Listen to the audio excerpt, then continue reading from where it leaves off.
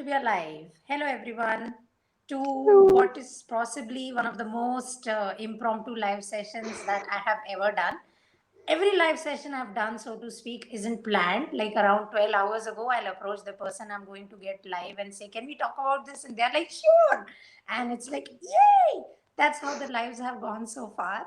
But this time it was just unbelievable. Around one-ish hour ago, I was talking to Mel and I was like, "Can we do the live?" She's like, "Yeah, sure." "Can we do it for 12 hours?" She's like, "Sure." So, yay. That's Mel by the way. Anyway, so we thought that we get this question a lot. Can we be a part of your writing community? Can we be a part of your writing community? Can we be a part? And I'm like, that's not how it works. If you have to ask people to join writing communities, you are in an engagement pod, right? Where you just keep sharing links, and the people in the group are going to like keep liking and saying agree, disagree, this is awesome, stuff like that to the post over and over again. Writing communities are very different. Writing communities are smaller groups, right? You'll have 5 to 6 people max, and they'll keep yapping about some concept like we will show you today on the live, where we'll talk about random things. Shape shifting aliens. Mel, it is happening. It is happening today. We're gonna do Maybe. uh, yeah, exactly. So that is what writing communities essentially do, right? Writing communities are going to kind of just go into ideas and discuss them at capacity.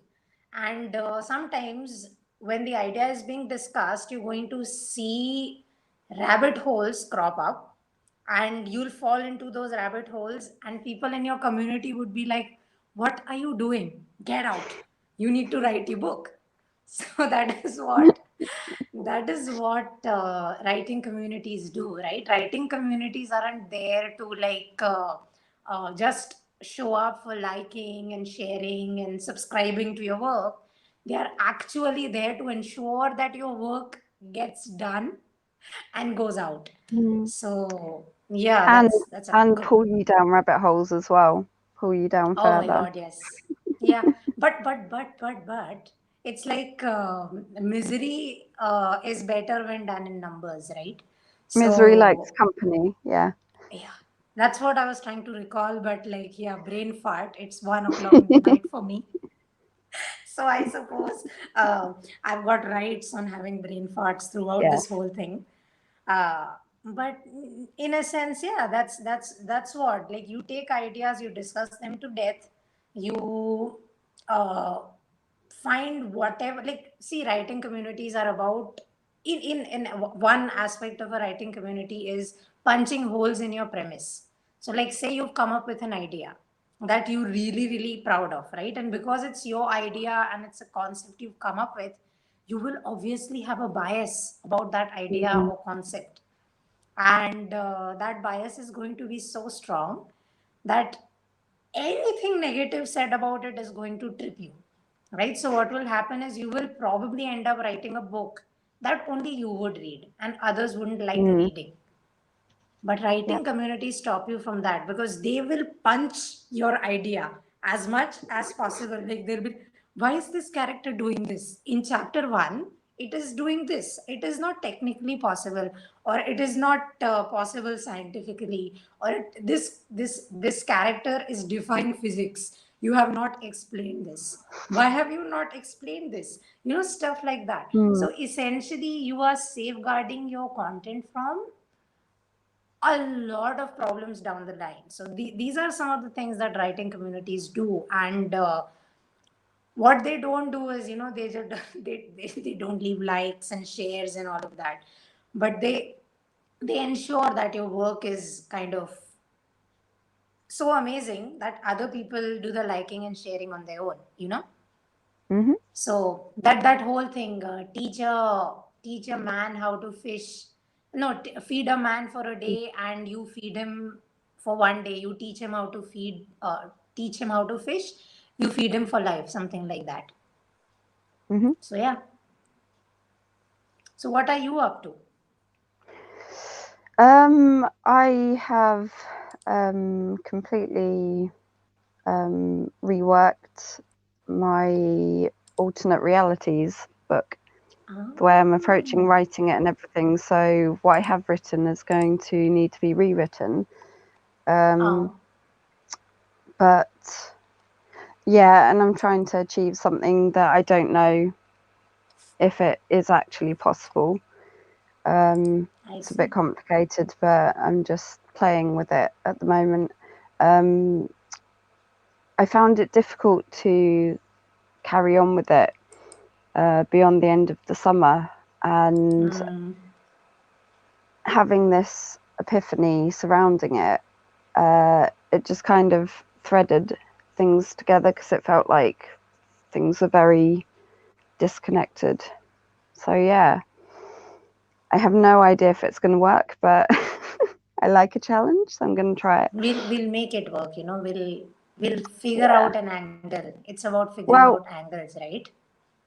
massive achievement today is that once I'd figured out all that stuff last night, today I just had a shot at writing the beginning, and which I hadn't done at all. I was writing later bits, and yeah, I'm just like, wow, this could be really good, but there's still still got a few issues with stuff, but it's okay. The things that I'm wanting to write about, the quality over quantity, if that makes sense. Yeah, That's it coming does make through, and sense. yeah, and the refinement of the tricky bits at the moment will come later. I'm just brain dumping at the moment, and it seems to be working quite well. Yeah. That's How about that's you? what I that's essentially what I do as well. Like I don't really have any ideas of my own for writing books, but when it comes to writing blogs and stuff like that, thought pieces and stuff like that that I randomly do, uh, that's what I do. I'll brain dump, then I'll look at the page, Yeah. and I'll try to make sense of it. So like 80% of it is garbage, 20% of it is usable. So I'll Yeah. take the usable bits, I'll try to supplement it with some research, and then I'll link it as best I can with, you know, grammar and vocabulary and weird obscure references that people who like reading my work get. So Yeah. yay, on that front, that's how I work as well. Awesome. So anyway, we have a hi and nothing is impossible from Anna, who will be joining us later Hey, on Anna. once she's done with some professional commitments of her own. And we have Abhinav Agarwal. I hope I'm getting it right. Who is saying, "Believe in yourself." Ooh, where did Mel go? Oh, come back, Mel. Where art thou? I miss it you. Anyway, that was very bad Shakespeare. There was a reason I was not part of my school's drama club. And hey, hey, Karina. Hey, hey. This, by the way, this live stream is for everyone. So if you want to jump in, Karina, let me know. I'll give you a link as well, right? Because she is someone I encountered via LinkedIn, and some of the best conversations I had were based off her paintings and some random conversations we had post that. So yeah, it would be amazing if you could join us on this thing as well. Anyway, coming back to what we were talking about, Mel, uh, Mm-hmm. which was about, you know, brain dumping. Yeah. So, how do you go about brain dumping? Like personally, I do the bullet journaling brain dump style. How does your process look like? Sending the link, It Karina. Check your depends. LinkedIn PMs. Apologies for interrupting you. It's okay. Go ahead. It depends on what I'm brain dumping. Mm. So when it came to rehashing the whole um, structure of it and writing style and stuff, That was very much bullet points, Ah, a big old list and important things, kind of laying out some of the rules of the universe and stuff like that. Amended from my initial one. But then the actual writing brain dump has literally just been writing. okay.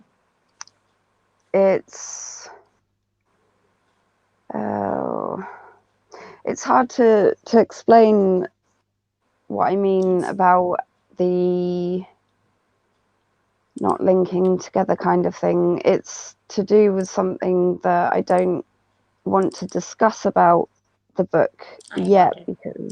but it's just Oh, I really understand. annoying because I'm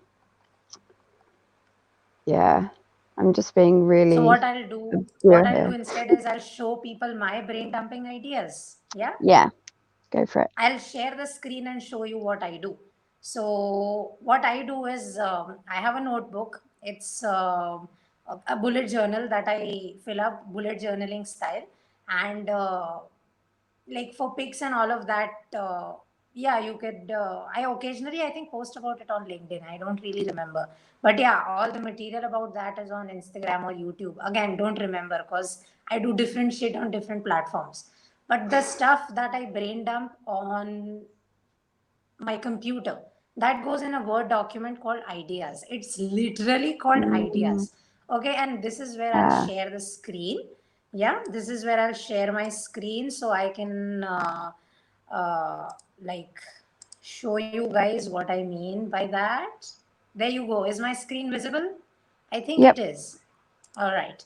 So basically, this is what the ideas page looks like. Let me make the text very small so you guys can't read what I've written because this is pretty I like I I pretty. saw Justified. Ah, That drives my brain crazy. oh, I love Justified. See, I my know my you text did. is I'm just like, Justified. yeah, I need no. Justified. I need my headlines. I am obsessed with it. So see, this I is am this is obsessed how with I put my headlines. ideas. So I'll put my LinkedIn posts that I like randomly. I'll have some idea while I'm working on some articles, right? But I can't really put that in the article either because it's polarizing or either it's too weird and doesn't really gel with the clients or the prospects message. I'll put that for use in LinkedIn posts because a good idea should be used.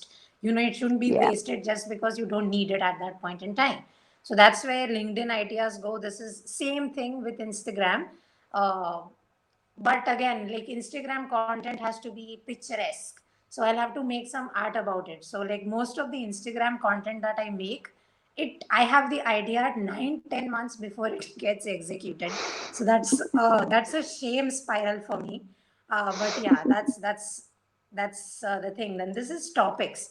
So like say yesterday while I was browsing Reddit, I read about a political phenomena called Foucault's boomerang. Now, I had no idea this is a thing where societies become the thing they criticize, right? And it was in reference to American politics. And I was like, oh my, I have no idea that this is a thing. So if I find topics like these somewhere on the internet that need to be addressed or something, and I don't really know about it, but I need to research, that will go in the topics bit. And then these are articles Hmm. that I'm working on simultaneously. So we have Seasons of Love, a symbolism that many movies use.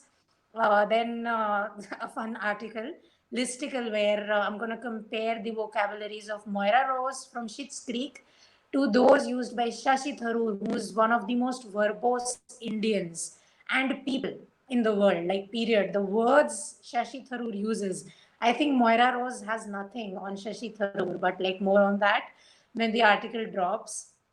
Then like an article on college and why I feel people are dumping, like literally shitting on the idea of going to college unnecessarily, and I feel they shouldn't really do that. Anyway, Yeah. coming back to like this is it. These are articles I'm working on simultaneously, and again, why these articles are in the ideas page is because I'm still researching, right?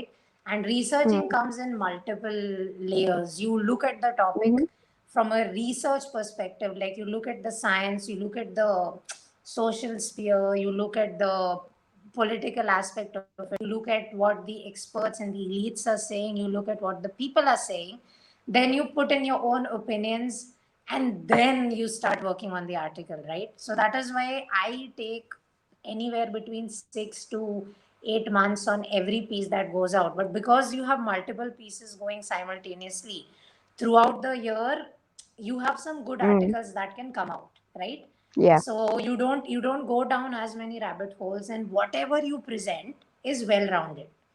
Yeah. So that is how I go. And then there are these tabs. I hope they're visible.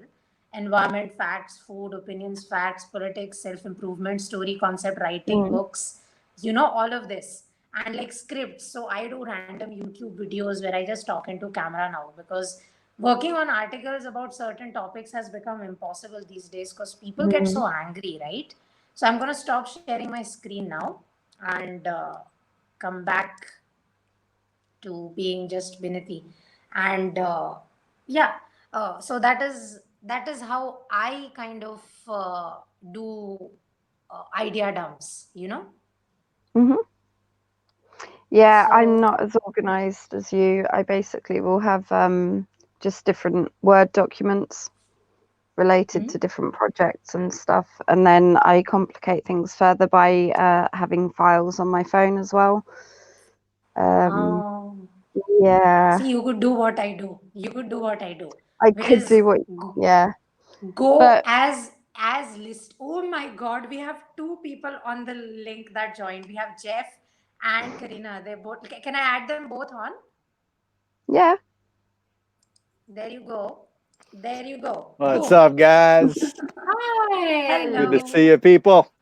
Nice to meet No, you, Mel. And is it Jeff? Jeff, yes, it is. Okay, cool. I copied Benatti, so I can't take credit.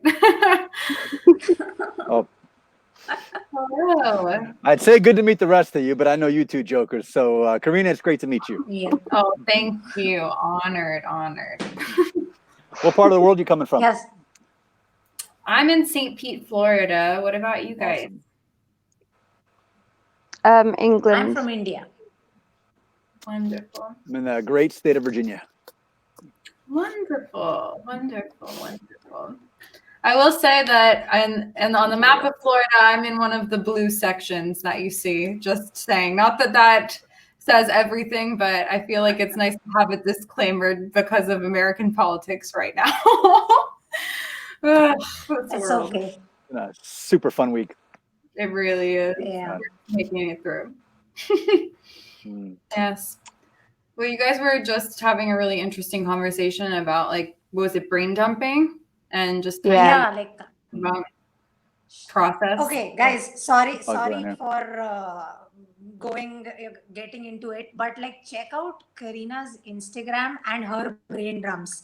These are the most beautiful brain drums I have seen. She art journals her brain dumps. It's like, oh my Oh, God, wow. it is so pretty. It is so pretty.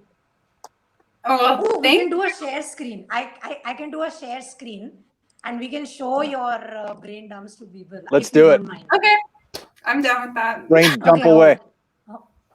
I'll find her Instagram and just like hopefully Google Chrome will let me. Oh yes, it's gonna let me do it. There you go. There you go. There you go. Forgive the swatting. We got a bug situation here. Oh, that's not Oh good. yeah. Not particularly. Killer hornets or just, you know. You know, I'm on Team Murder Hornet, and I've been since May. Because that was the best headline of 2020, and if we could just get that rocking again for a week, I'd be very, very happy. I agree completely. I'm glad we're on the same page. Just look Oh, at this wow. beauty. Like Wow. this is her brain dump. Like my notes look like poo compared to this. Same. Well, your notes look like poo generally, but at least we have a point of comparison now. So Look. Look Aw. at this. These are actually this is my book. Yeah, this is what we aspire to be, right? This is what we aspire to be. Scott, I love it. Karina, tell me about your book. What's the whole thing?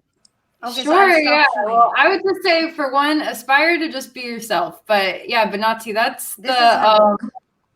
that's the book. That's the cover of it. It's my Corona diary. So I started Love it January 1st, and it since just kind of became a documentation of this year. It wasn't intended to be, obviously, because I didn't know what coronavirus was at that point. But it sort of has unfolded to become a documentation and of the times.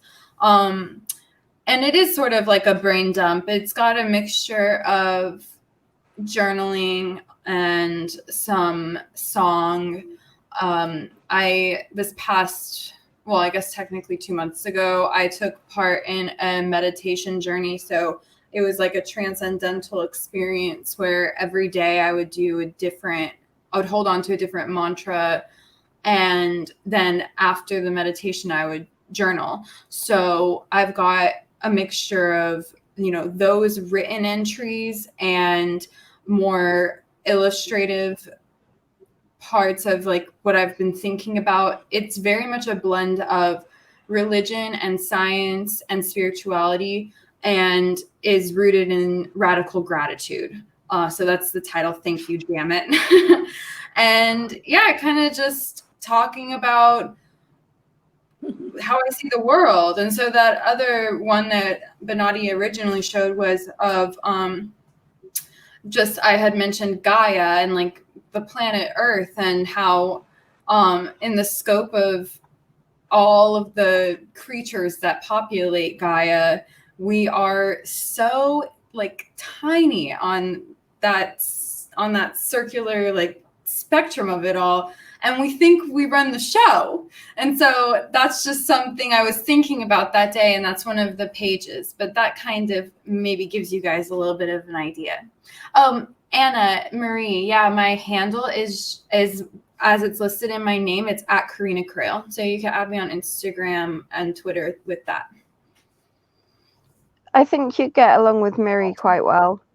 Yeah. Yeah. I'm so excited to like meet you guys. It's crazy how many people I have been able to create like genuine connection with during this time. I don't know if you guys feel the same, but like, Yeah, let me add you on the linky thing here. very cool. But yeah, so hopefully that gives you a little bit of an understanding of kind of my work this past year, and yeah, thoughts, feelings, anything like that. So you're a Gator, huh? Yes, I graduated from the University of Florida, so you could say that. I am a Gator, although I was also a Seminole up in the Panhandle of Florida, so I won't choose a side. That is a very diplomatic answer from somebody who lives in your state. Thank you. Thank you. Yes, I try to be diplomatic. I'm not an extremist, really. Except when it comes to gratitude, you were obviously radicalized by gratitude. That's true. That's something I think we should be radical about, because it's painful out here. Like, life is really fucking hard. And so, like, I'll have days and moments of days that I just like, sometimes I just want to break down and cry, and I will, but I'll be grateful through the crying. Like, I'll be like, thank you for these tears, because it means that I'm still able to feel something. It's pitiful, but it's effective. I know a couple of young guys who were also radicalized by gratitude, and they got together and they traveled down to the Syrian border. And then when they got down there, they looked around and like, just love y'all, just saying. And then their countries wouldn't take them back, and it was a whole thing. But yeah, that's tough crowd. All right, drama. you probably move along here, and yeah. Yeah, Now is not the time for that joke, basically. What's that? Now's not the time for that joke. People are essentially like, they've got their antennas up for just about anything that could trigger that. So Nah, I have something for I'm this just slow. specifically. Like, I thought if we go completely angry or something, I will do this to distract people. Like they Vinati, that's look at awesome. the girl with the lights on her. I'm digging it. I am absolutely digging it. I was like, am I Because- seeing this right? And it looks like I am. Yeah. I love it. Yeah. So, Yeah. Jeff, are you a writer too? So Anna, that's her No. IG handle on the screen that you see right now. Yeah. Karina. Okay, awesome. Yes, I am a writer, and I'm actually working on a book right now, which is you take the Venn diagram of your book and mine, and there's a lot right there. Really? That's Yeah. I think we're pulling from that same energy, whatever's out there in the ether. Kind of let that kind of flow through right now. Yeah, it's the book is called Leaving 2020. There you And- go. That's it. Yeah. So you got mine is a little bit of documentation of the year, and then it's like, all right, by 2020, moving on. Mel, is yours welcoming 2021? That would be very. No, I'm just kidding. But what's your book about? Essentially, it's a metaphysical journey into the place between life and death, and it's basically playing out the saga of 2020 through like a fantasy metaphor. And it's one person's journey through that place between life and death, and the other two who happen to be on this cam right now are actually characters in the book. So I didn't know what I was going to write about. I put an open call out on LinkedIn back in like August, and I said, all right, here's the deal. I'm going to write a book, and it's going to be a book about everything and nothing all together at once. So here's what I want. Anybody who wants to be a character, just send me something about what lights you up, about what kind of sparks up your soul, and just send it to me, and I will write you in the book as a character, and I will work in these dynamics into your character. So I had no idea what was happening. 40 people from all over the world sent me stuff from here, there, and everywhere. And then after really chewing on it for a few weeks, it all started to crystallize as to how this is going to look and what it's going to actually become. So this week, I'm actually at a writer's retreat in the Shenandoah, and I am finishing the book, and I'm freaking stoked about it. Wow, that's awesome. I love that. Yeah. That's such a cool way of being able to like have your narrative come together by having it be sort of collaborative in that way.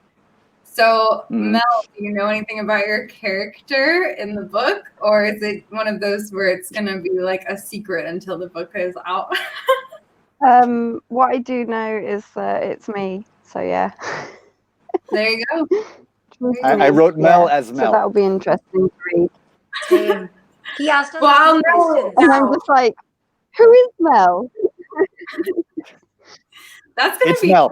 interesting to hear like someone else's perspective of you based off of a blip of what you've explained to them. That's going to be really cool. That's exactly what I said. Exactly. Dang. Well, I can't wait to read the book now and get Jeff's perspective of you and so many others. Actually, Karina, you know what I want to do? I want to give you and your book a shout out I'm within my a bit book. worried. Oh yeah? Well then I I should send you some of the images so you could just look at it. Oh Please wow. do. I want to create this like meta book within a book situation. That's what I'm thinking. It's really interesting because one of the things that I've been focusing on too is in the 20s. Like that's been Rick and sort of- Morty has entered the chat. Wait, actually Rick and Morty? No, Guys, but book within a book within a book within a book. I think that sounds like a Rick and Morty. that sounds like a Rick and Morty thing, exactly. It does. We're going to have an infinite regression into books. I love it. It actually fits the plot perfectly. So it wouldn't be any kind of a leap That or a sounds stretch. like It would a actually dream come true. fit like a freaking glove. That's perfect. All right. Yeah, I'm perfect gonna- timing. That's That's awesome. And in the Shenandoah, that's such a cool place to do a writer's retreat. What? Oh my God, I love this part of the world. Love this part of the world out here. And it's only 2 hours away, which is amazing. That is amazing. I've never been, but I've seen a lot of pictures, and I've actually recently read something of someone mentioning it, so that's kind of funny. Yeah, it's gorgeous. If you ever get up to the Mid-Atlantic for any reason, pop out here for a couple days. I promise you won't regret it. All right. Unless you're mauled by a bear, then you'll probably regret it. But otherwise, you're going to be good. So I think if I was mauled by a bear, I wouldn't know the difference. I think that's fair. it's really a little bit. There was a bear sign when I was driving up the mountain. Like, well, this would be fun. Oh yeah, right. As long as it's not a grizzly bear. That's Ah. one employee that is very good at its job, which is if a bear gets at you, you done. Like he's gonna do a great job at eating you. Yeah, that's a very effective at their job. Yes, absolutely. That's part of the Bears union. You know, if they don't bust their ass doing what they don't get overtime, and it's a whole situation. Telling you, Yeah, so much red tape. that's And ridiculous. I love it. Oh, this You joke guys, is I don't think I can intensifying. stay on. I don't think I can stay on much longer. Really, I just was popping on because I saw you were inviting people, but I think Oh, I'm that's gonna. okay. That's okay. But I'm so glad I met both of you. Yeah, And absolutely. I'll I connect. sent you. Yeah, so I sent you a connection request. So if you want to just accept that and then send me Me anything you too. want about your book, Absolutely. and I will weave it in. Wonderful. This is awesome. Thank you both. And Mel, I hope I get the chance to talk to you a little bit more too about your project once it comes to a point where you're ready to share. I know you were saying you're at one of those parts where it's like, I can't talk yet. I'm 'cause sure we will. I get that. I get it. All right, you guys. Well, have a good rest of your day. And Benati, I'll share the link. So maybe some of my Yeah, it's complicated. I get Aw, that. That's so sweet. Complicated is my like cup of tea, so I understand. Yeah, it's simple but Yes. complicated. That's all I can say. Mhm. Beautiful. Yeah, that's But the yeah, sign of but a the rest thinking of mind. it, Life I is can simple talk if we about. don't think. Yeah. I love it. Well put. All right, guys, be blessed today. Have a good one. Great to meet you, Green. Yeah, too. same. You as well. Bye. All right. So this is a very weird. We only have 3 now, so the screen sizes are very weird here. Hmm. So I don't Yeah. really know how to make it look nice. So yeah, this is what we're stuck with. Yeah, I hope it's okay with you guys. Mhm. It's totally good. All right. By the way, Benati, I wrote you as Benati as well. Yay! So Yeah, 'Cause you were- as I've said, like, I'm okay with not going anonymous online because anonymity is the worst thing we have done to like 21st century freedoms Mhm. that we have. You know, like we have the freedom to say whatever disgusting things we want to like the presidents and the prime ministers of our world, and yet online we choose to go anonymous. Like we can scream the worst thing possible to the most powerful people in the world and not get in trouble because of it, and we want to be anonymous. Like how epically pointless is that? Like why did we fight for Mhm. freedom, and all of Cowardice, that isn't it? if we had to go everyone if we had to go anonymous? So yeah, Well- I have no problem being Binati Sheikh like freaking everywhere. I don't know. Facebook's not anonymous though. People are freaking way out there with what they No. believe on Facebook. Mm. But I think that is a consequence of bad leadership. Now, I know it is awful to blame everything on the leaders, but when you see leaders say like absolute garbage and get more powerful and more popular, something in your head is going to say, "Ooh, I can also say this and get away with it." So Yeah. Speaking of leaders, that let me brings give you guys out. give you both a quick update about what's happening on this side of the pond here, because I know there's been some confusion. Okay. From what I'm hearing from my people on the ground, so take it for what it's worth. Mm. Trump is not going to win his legal challenges. He's not going to overturn the results in these states. He's going to lose, and he's going to step down. This may take a few weeks, but he's going to be gone. It would be it's like a 10% chance he finds like a Hail Mary to hold on.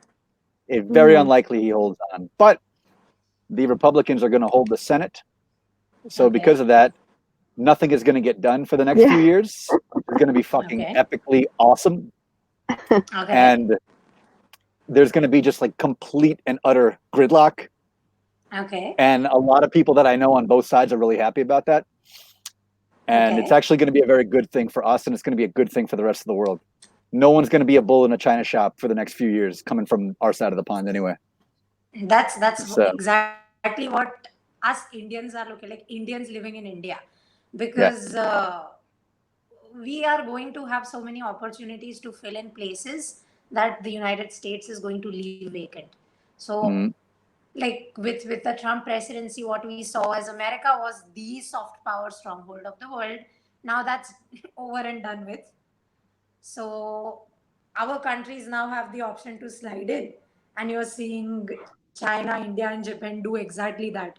We are sliding in all over the place. Sliding into the DMs of international diplomacy.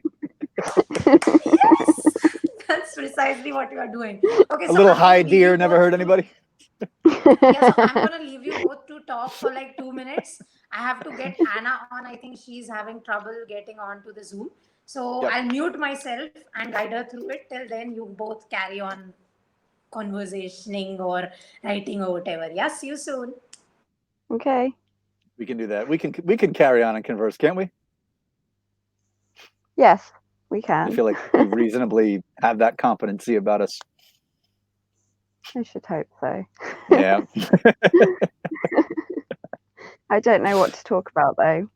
No, it's I've been just it's weird because this is like the weirdest week ever to have like a writer's retreat and just switch off because I Yeah. can't. Yeah. I can't not be in the know. I Mm. fucking wanted to, but I can't.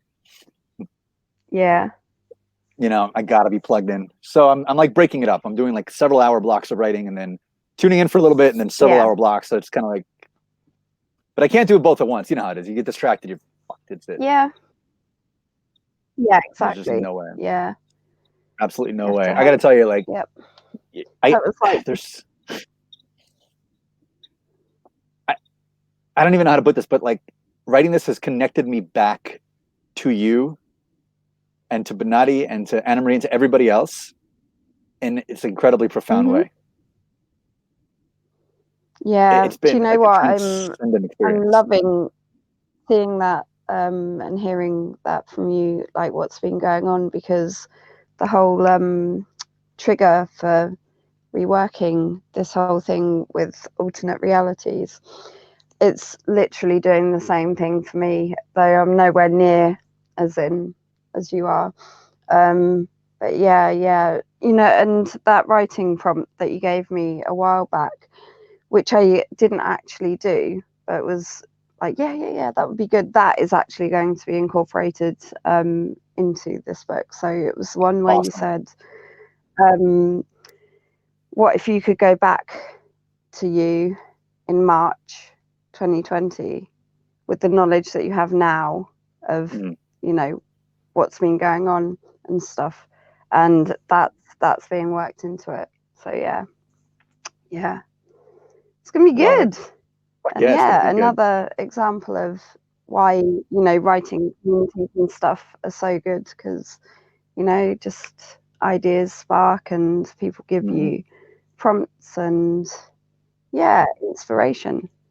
Yep. So it's good, and I'm really excited to finally start writing again. Been so happy today writing the beginning, which I never started. I was much further, well, not much, but further into the book. I never started at the beginning because I don't tend to write like that. But the beginning came to me this morning.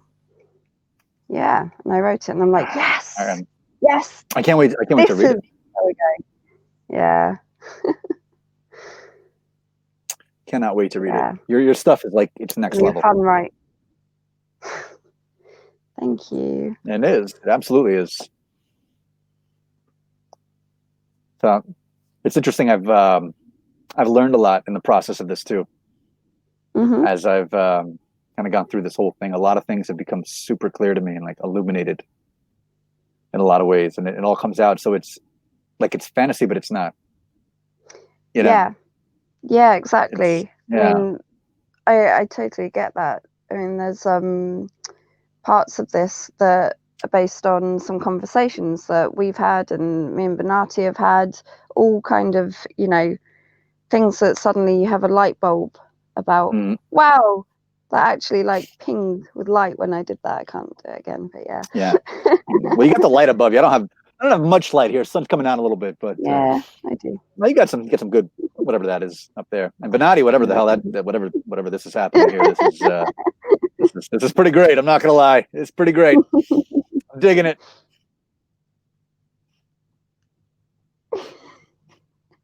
Is it it's not Diwali yet, is it over there? It is. Diwali is going to be soon. So this is a consequence of Diwali. So I had gone to buy Diwali lights and I saw this particular beauty, battery operated beauty. And you can just, and it's got like a little wire. And I was like, I have to buy this because this is too good of a joke to not use at some point in time. Like you're talking to someone about something serious and you have an idea and all you have to do is just go ploop and show that you have had an idea. You know, I'm celebrating it this year. Oh, really? That's amazing. No, 100% I am. And my way of celebrating Diwali this year is I'm going to make garlic naan and give all my friends shit about why they're not married and have kids. Ah, that is the most Indian thing to do. And this is essentially what happens during Diwali. Like all us unmarried 25 and older men and women get ambushed by a family. Why are you not settled? So, that would be perfect. Good use of ambush. I've used that to describe my extended family in the past, and I think that's the accurate. It is like a military ambush because they will bring any topic and link it to marriage. Yep. Like I It's like- didn't poop well. If you were married, your husband would buy you nice vegetables. It's like all roads lead to Rome. I didn't think that was what you were going to say. I didn't either. You live long enough, you see it all. You hear it all. You do hear it all. Okay, what's this down on the screen? I haven't released anything like that yet. You're jumping the gun there. Huh? Or non-fiction I can't books hear are you. really good. Like your non-fiction books are good. Are they? Your non-fiction books, yes, I've also read your Okay, research thank paper. you. Are you like, come on, of course. So and I was in the process of compiling Okay, all right. Jeff's thingy as well, where I'm going to say he's the funniest and the sneakiest writer ever, because using the funny he conveys a message, which is like it comes and like smacks you. Like when you Yeah. read Kazuo Ishiguro, you think, okay, yes, I know the plot. I know this is the plot, and you're getting the feels.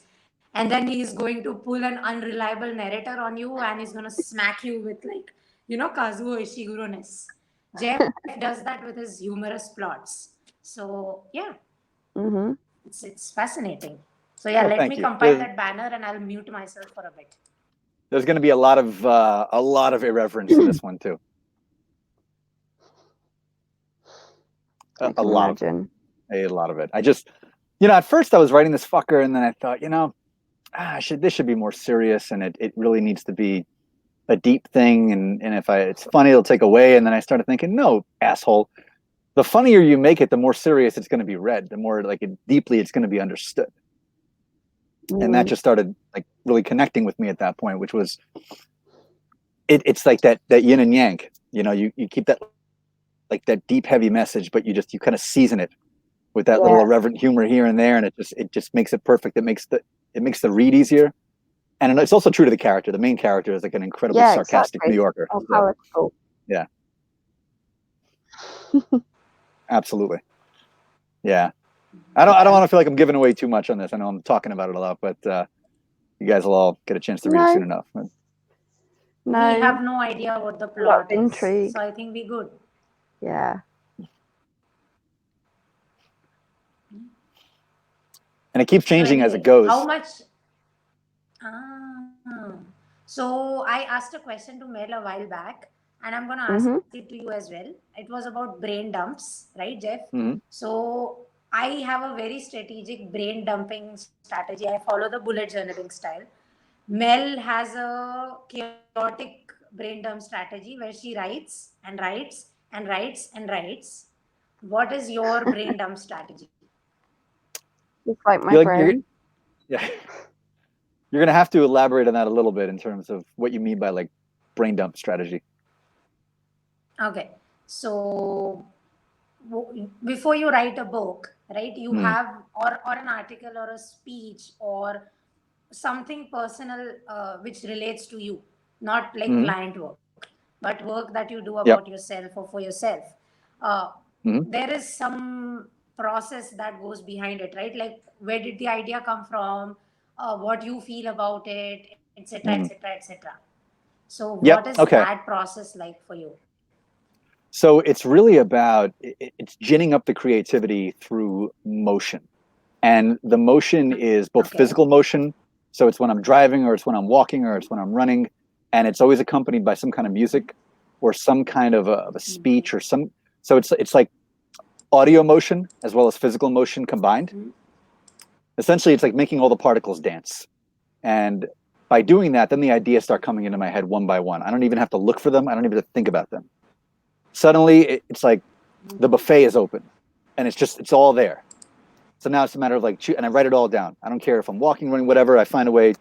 I have a Google Drive open where it's just ideas. It's just nothing but ideas. I just put them down one by one by one by one, and then I put them all together when it's all said and done. And that's essentially the process. That's the secret sauce. You two are so much more organized than me. That's because we don't have. Woo!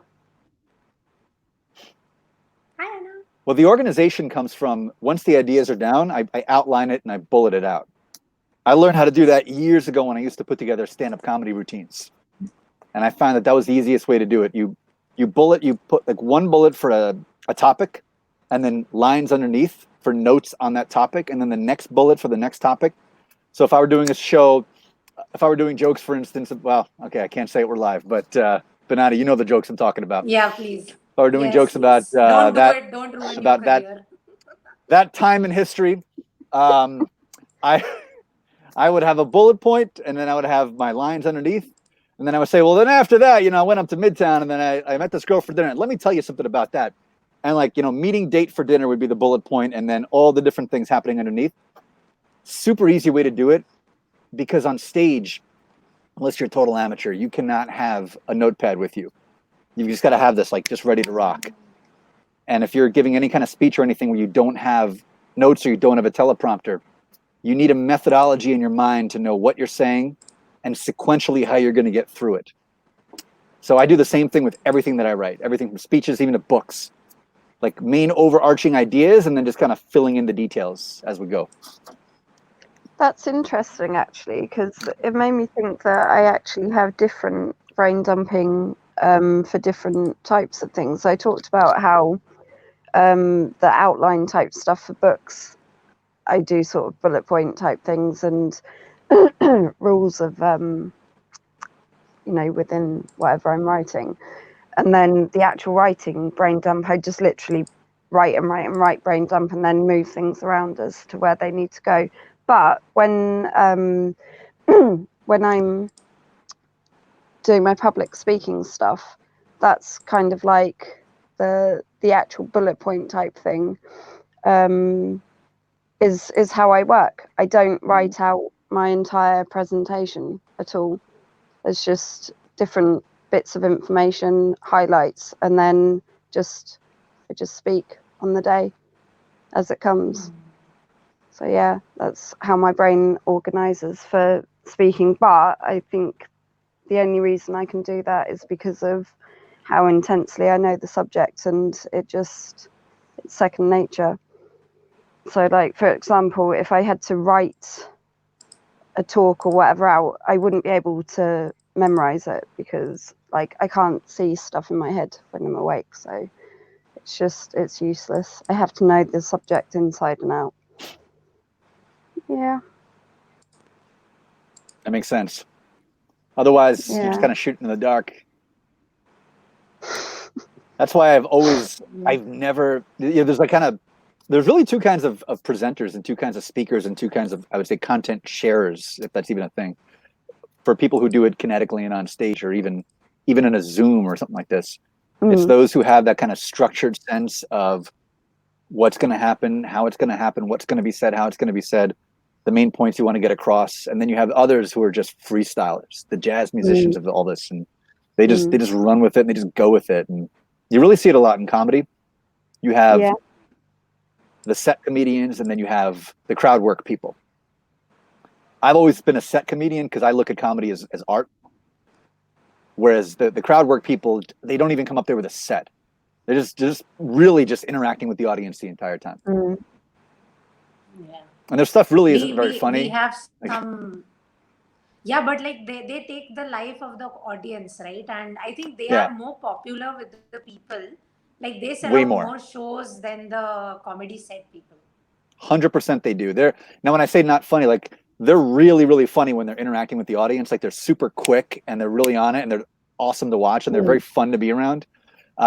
In terms of like their pre-written jokes and their like structured comedy, it tends to be, for a lot, not all of them, but for a lot of them, it tends to be a little lacking, which is why they rely on the crowd work. And then conversely, you have the people who are the set comedians who really aren't good on the fly. If you get a heckler, you get something happening up there, it's a situation. And they lose their top. They lose it. They want nothing to do with that. Nothing to do with it. I used to be one of those people. I used to hate that when people used to interrupt me, screw up my game, mess up the flow. And I would just get nasty with them. I wouldn't even be funny anymore. So we have an Indian comic that I follow. He's on LinkedIn as well, named Manish Tyagi. He's part of one of the three arms of the Indian military. I say this way because I forget whether he was in the Navy or the Air Force, but it's one of those. And he now does stand-up comedy after he's retired.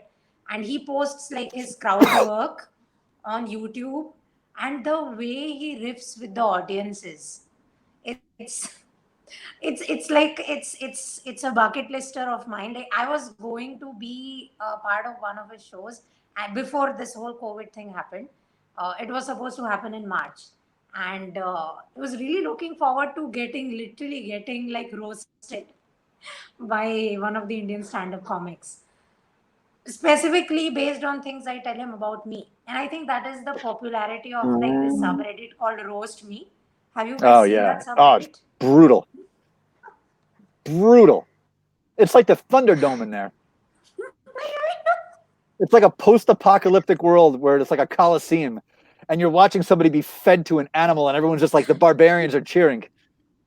I'm waiting for the perfect tagline. Like you're supposed to take your username and write something and say roast me. I still don't know what I want to be said about me. So the day I figure that out, I am going on Reddit to be roasted. I think you should. I know. Why wouldn't you at this point? I think it's real. I don't really know why people have so people get so offended when someone says negative things about you. Like the fact that someone has taken time out of their lives to go through whatever it is you have going on and to find something and take a shot. I think that as a content creator is a victory. That is an epic way to look at it. I know, right? Optimist, where are my lights? There they are. My lights. Let's get the lights on. There you go.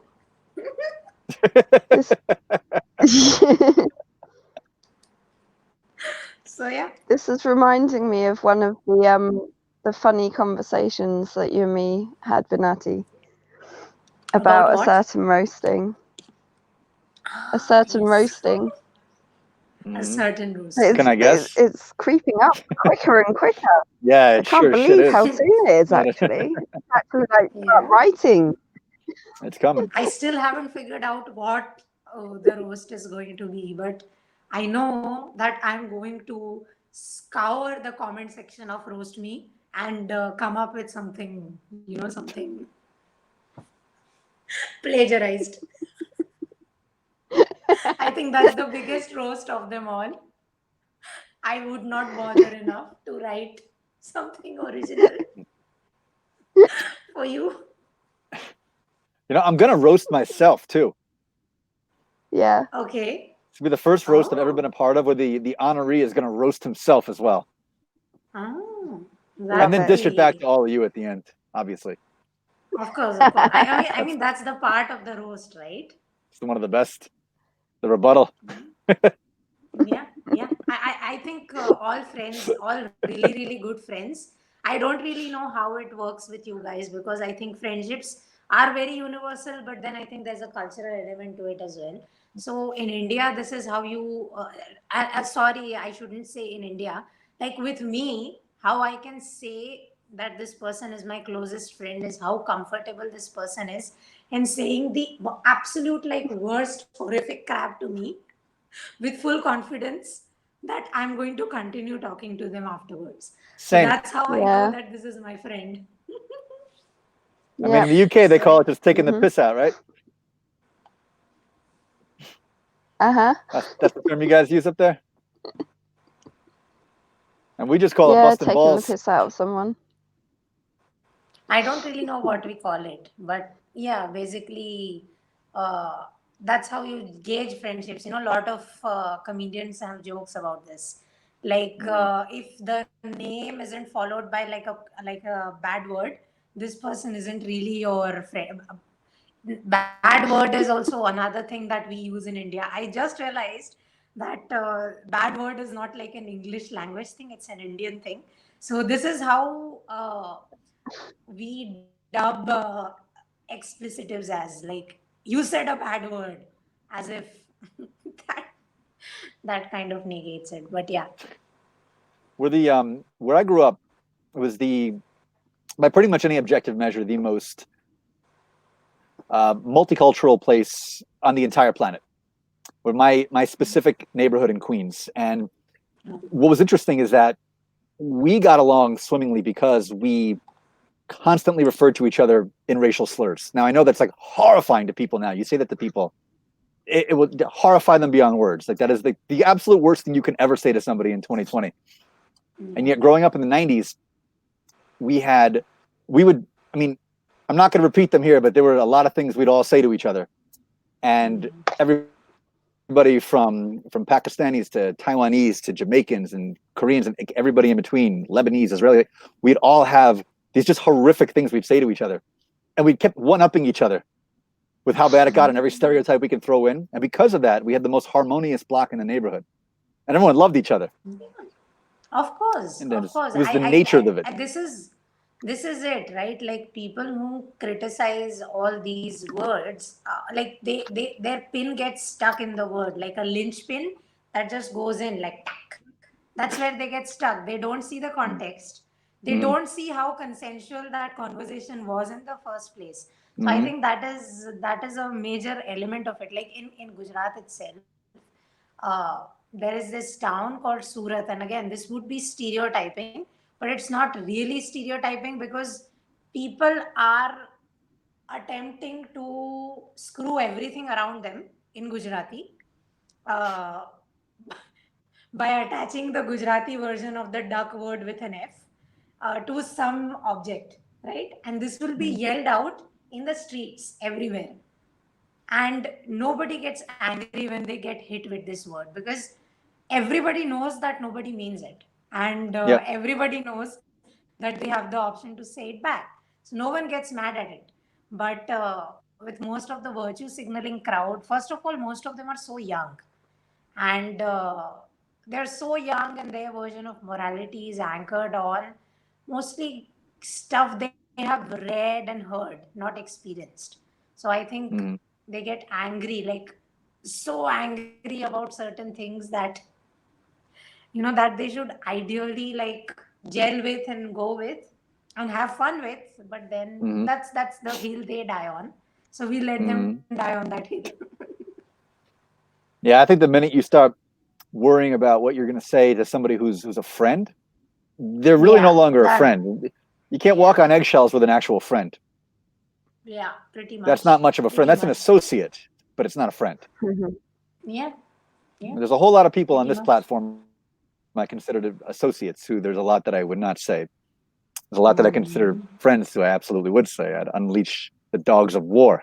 But Of course. there's that line.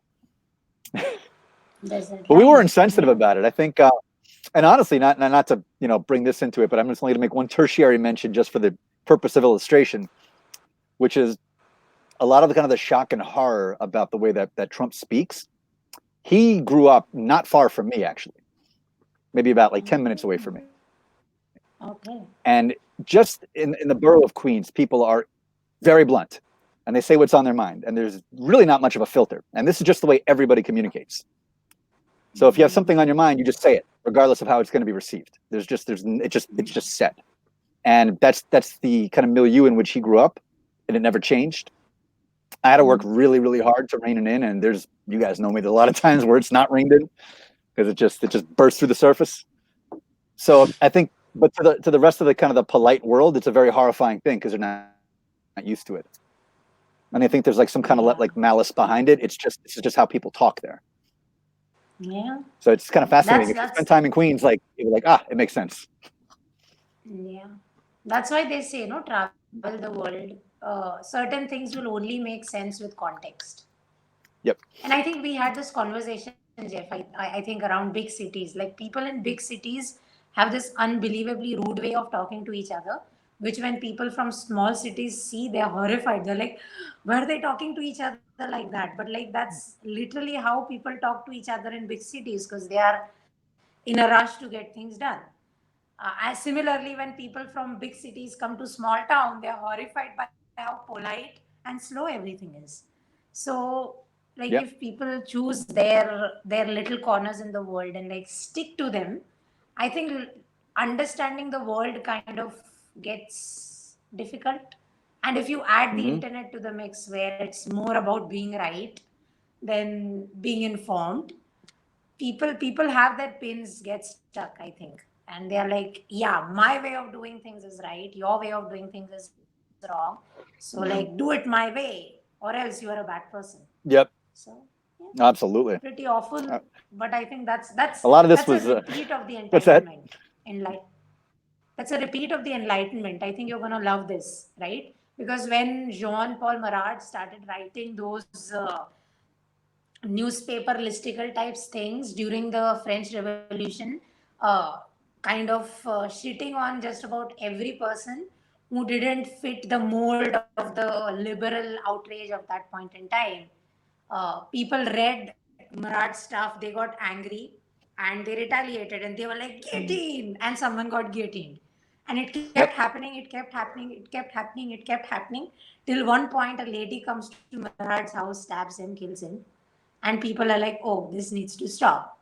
And post that, we had the Renaissance. So I think that's where we are at. We are at people being Jean-Paul Marats everywhere. And then we're probably going to have decentralized platforms where we could literally live out our creative fantasies. I can't wait. Optimism. And it'll be the end of cancel culture too. That's the best part of it. Optimism. Yeah. I think that'll be, so. what do you I think? hope so, Yeah. cancel culture. Because I hate it. I think hate it cancel so culture, much. it's absolutely cancerous, but I think it really only thrives because there's such a monopoly right now on the modes of mass communication. And right now, if you have to walk on eggshells on Facebook and not Facebook, Twitter really, and particularly, and even LinkedIn LinkedIn's moving in that direction in a very frightening way, but it's moving in a very cancel culture. It's putting people in LinkedIn jails. People are being kicked off for 3 days, which is so weird. Just because somebody didn't like what someone has out, you cannot, as a professional platform, do the most unprofessional thing, which is kick someone out. But okay, fine. And a lot of it too, it's platform.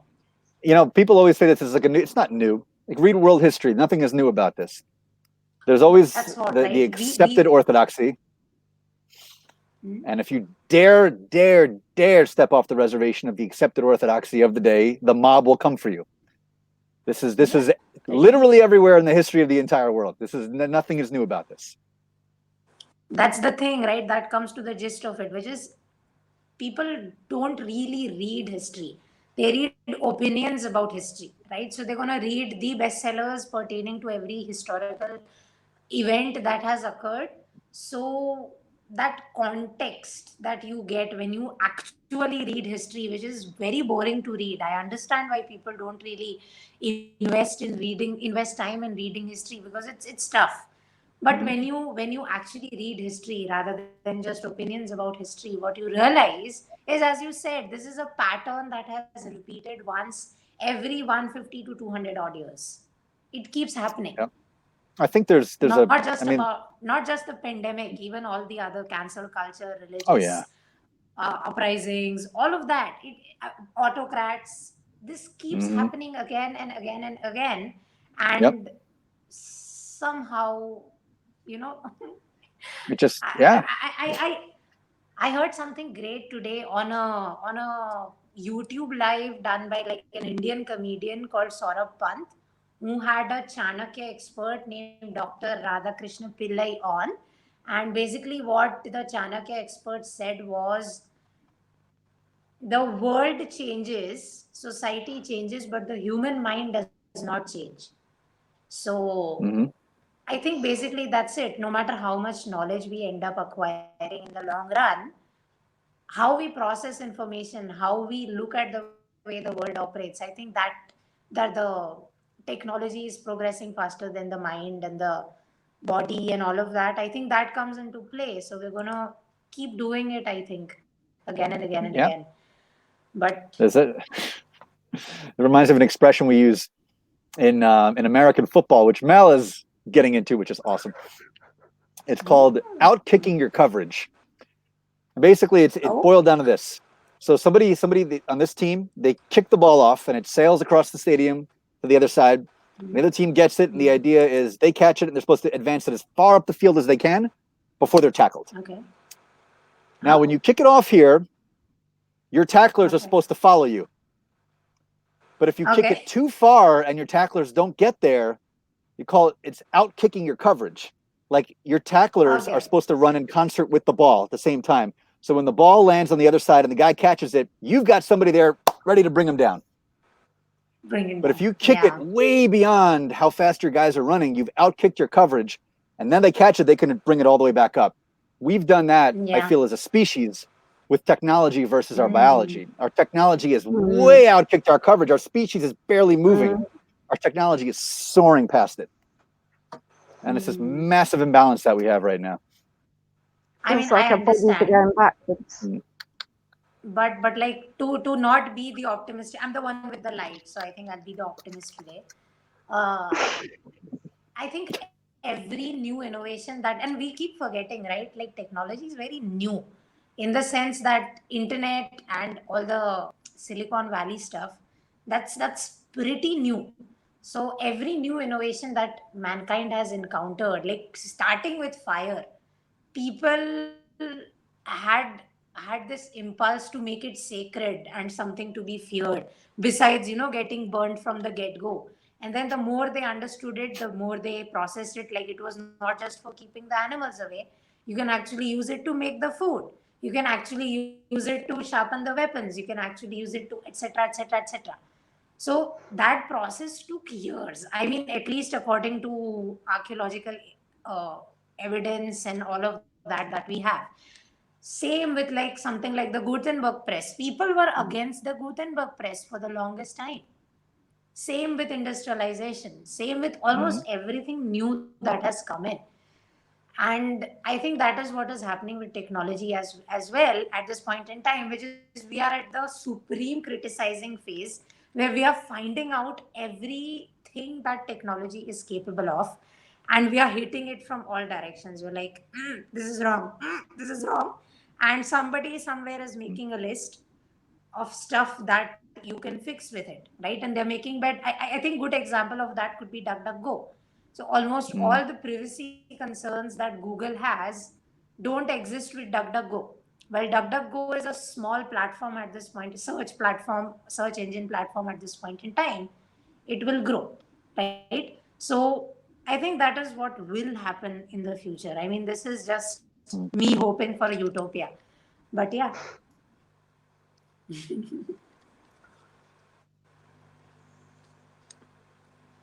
I'm with you.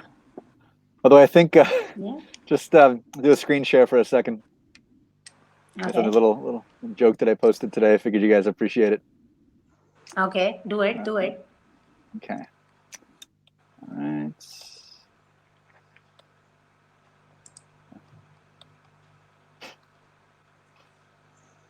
Okay. I can't read it. Hold on.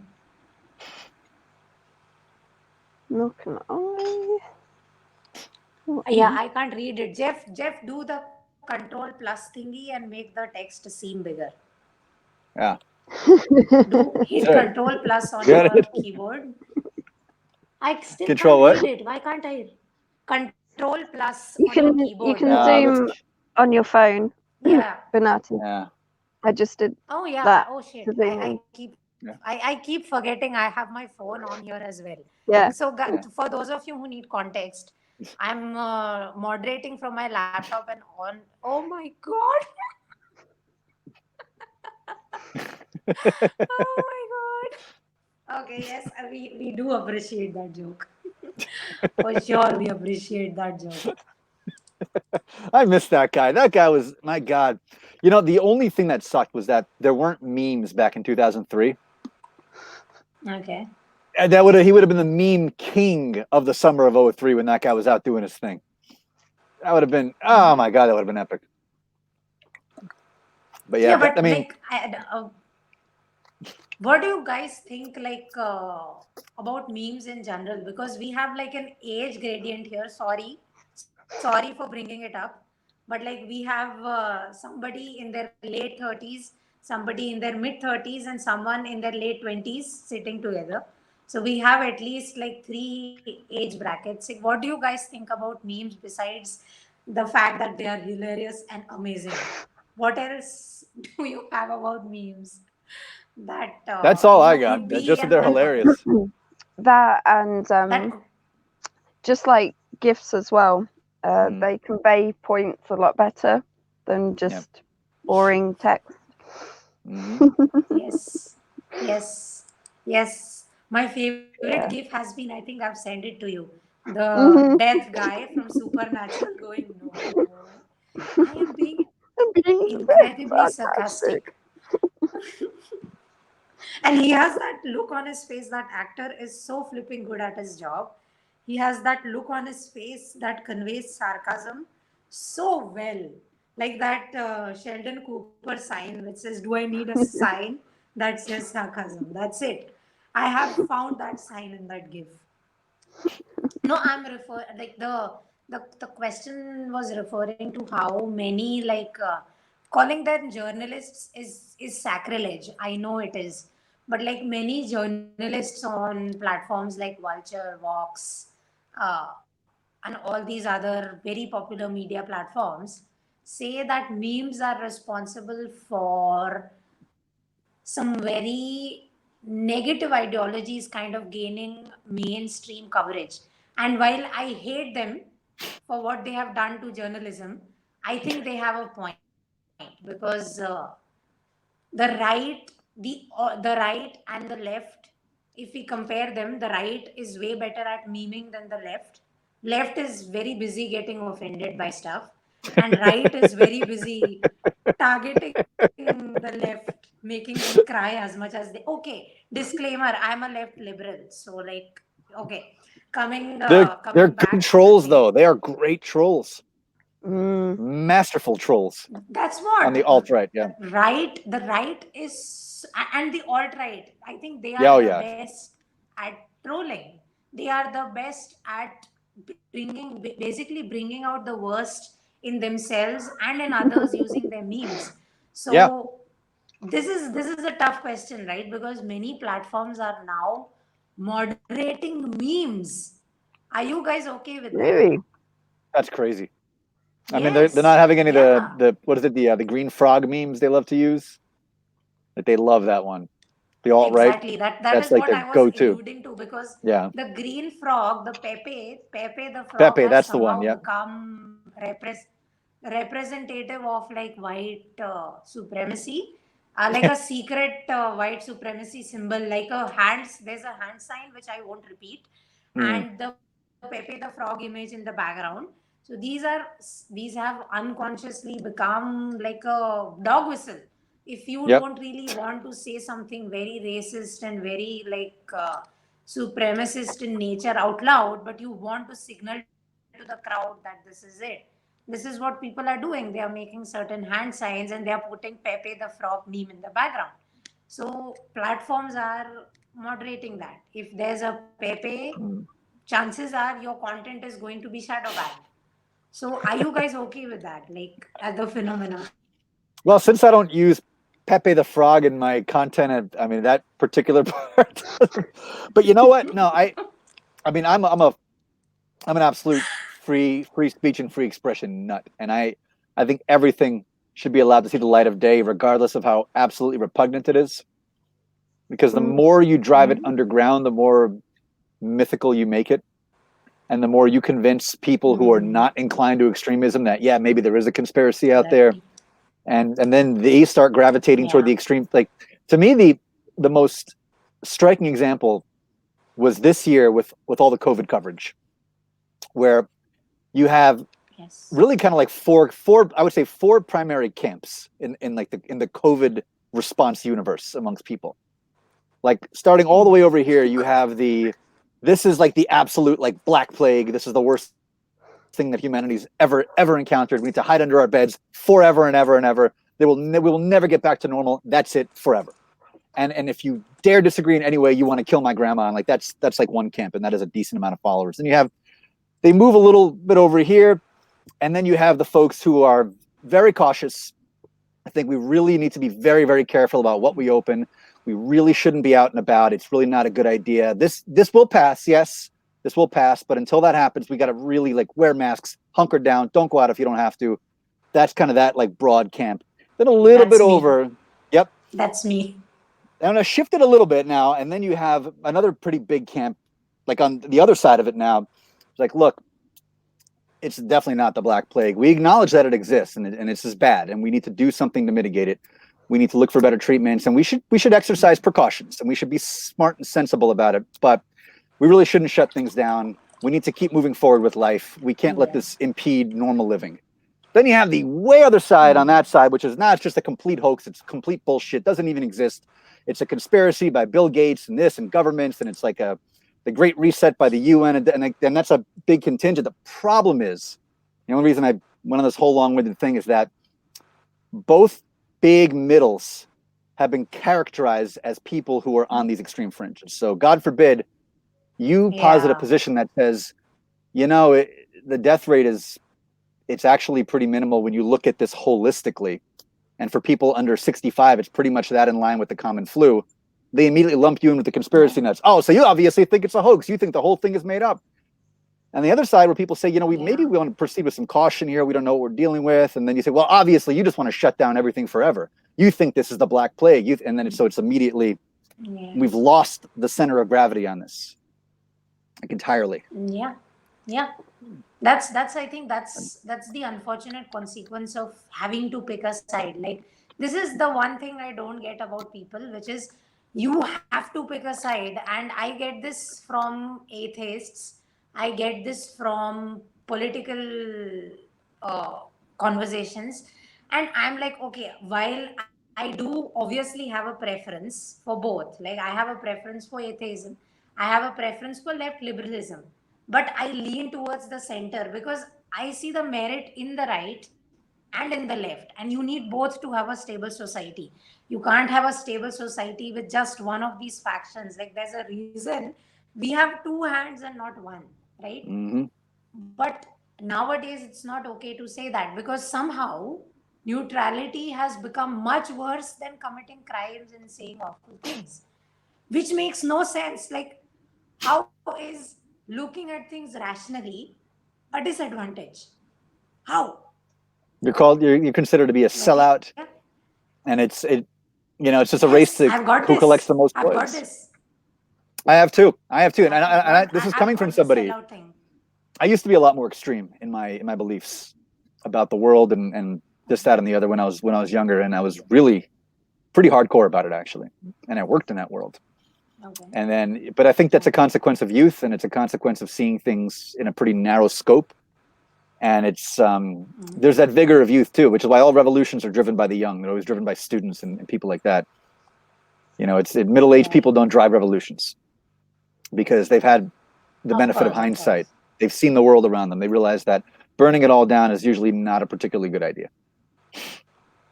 Of course, And because they have built stuff, right? That's the thing. There are not many Yeah. young people. And again, Right. before Young I people have get nothing to attacked, lose. I'm 27 years old. I'm from the young side of things, so to speak. So when I say young people, I mean us. The thing with us is we mostly have had a lot of help from people older than us in our life at this point in time, right? So we somehow love criticizing everything about things that were completely done by others, right? I mean, this is a very generalized statement about what happens with most people, right? Because as young people, we haven't really built things, so to speak, from scratch. We don't really have much to show for something that was completely done by us compared to, like, say, someone in their 50s or 60s. So the desire to want a revolution will definitely be stronger with the younger side of things, because they haven't they haven't really done anything, so to speak, to begin Mhm. with. Yep. Absolutely. So I mean, I It's can see why. Go ahead.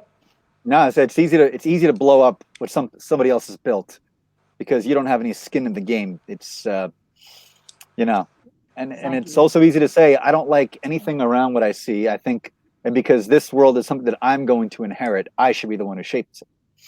This world should be reshaped in my image. I shouldn't have to trudge through something other people built.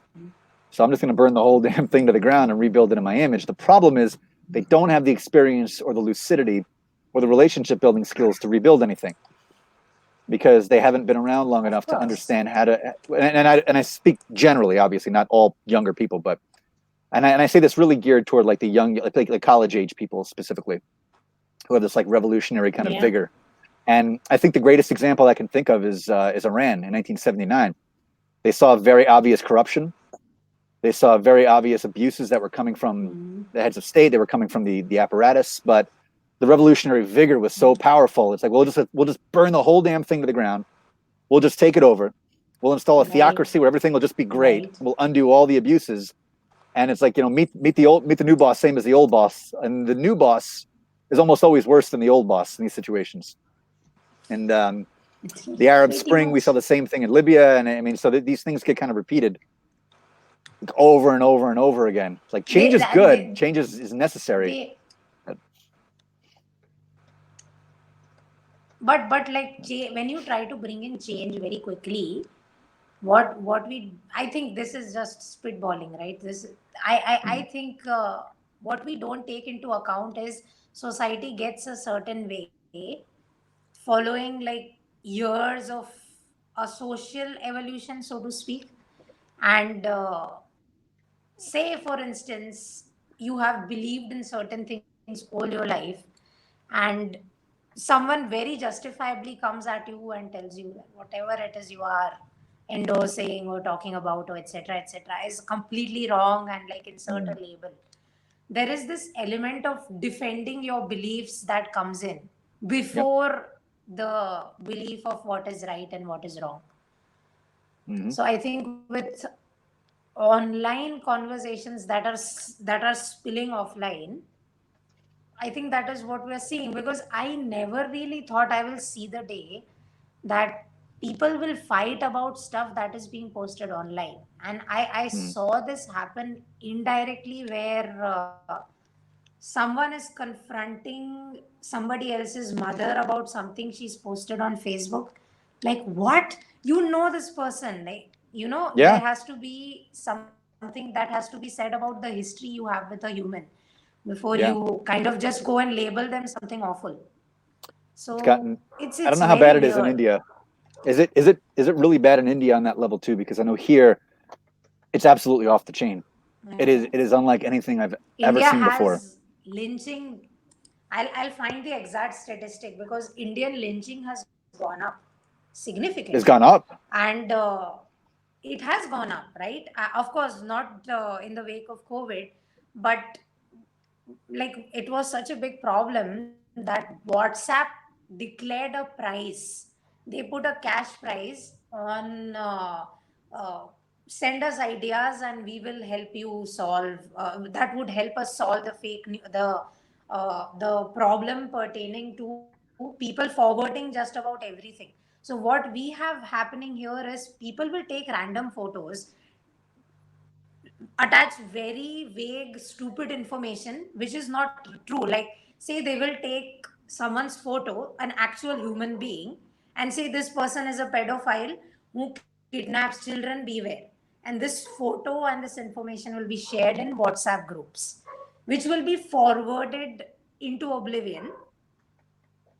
And then what happens is this person will ultimately get kind of will have some person in real life come and ask them and accuse them of being a pedophile when in fact they are not a pedophile who kidnaps children. So we had some very unfortunate cases like these happen where people were killed, like literally lynched for someone assuming that they had beef in their bags and stuff like that. And this happened in crowded places. So That's crazy. There were like lynched publicly. There were witnesses. They were lynched Wow. publicly. Let me find out the statistic. That's crazy. So that I know, right? It is crazy. It really is, yeah. Okay. So, according to a Reuters report, we had 63 cow vigilante attacks between 2010 and 2017, and that went to 124. Wow. And there is 84% dead in cow-related violence since 2010. Okay, so Cow-related? this is just yes. For people who have it's holy. I know, but so people are carrying like literally sacks of like beef and stuff, and people suspect it's beef, and a lynch mob will descend on them. And yeah. Wow. There was another very unfortunate lynching that happened during COVID, based on but this is just one instance where during the start of COVID, there was one religious sect in India which was blamed for spreading the virus unfairly. And the reason they got the blame was because they were not really cooperating, but then they were quarantining themselves. So as long as they quarantine, I think they are not spreading the virus, right? But then they got the blame because of the way media covered the event. And so when the person from the opposite religious faction wearing that color clothes went into one of the villages, they got lynched, like their jeep and everything got attacked, and I think one person was grievously injured. So these are the kind of attacks we're seeing. They are not mainstream in any way, shape, or sense. But in the 21st century, I think the information age, these attacks should not be a thing. But they unfortunately are, right? So that's I don't even have any guesses as to why this is happening, because one guess could be unemployment. There is so much unemployment that people don't have better things to do with their life than to go and act out on things you read online. Yeah, we're seeing it here too. I understand. It's very unfortunate. It's upsetting because I haven't really lost friends per se, but there are some friends I don't talk to anymore because of I I can't get over certain things they have said, right? And Mm. I know it shouldn't be like that. It should be about conversations. It should be about dialogue. But at the back of my mind, it's like, how can you say that? Like, I have seen Mhm. you do the opposite of what you are endorsing. And Mhm. somehow this is the message that you want out. And I can't get over it. I know I have to. But yeah, it's such a confusing headspace to be in. It's hard. I've had friends who've posted things like, if you've voted for Trump, then you're no longer human. So unfriend me and never speak to me again. And well, okay. I mean, that's an interesting way of putting it out there. I understand why you would post something like that because you emotionally are very triggered by him and you don't want anybody to continue to trigger you by posting things out there that just reinforce a worldview that not everyone agrees with you.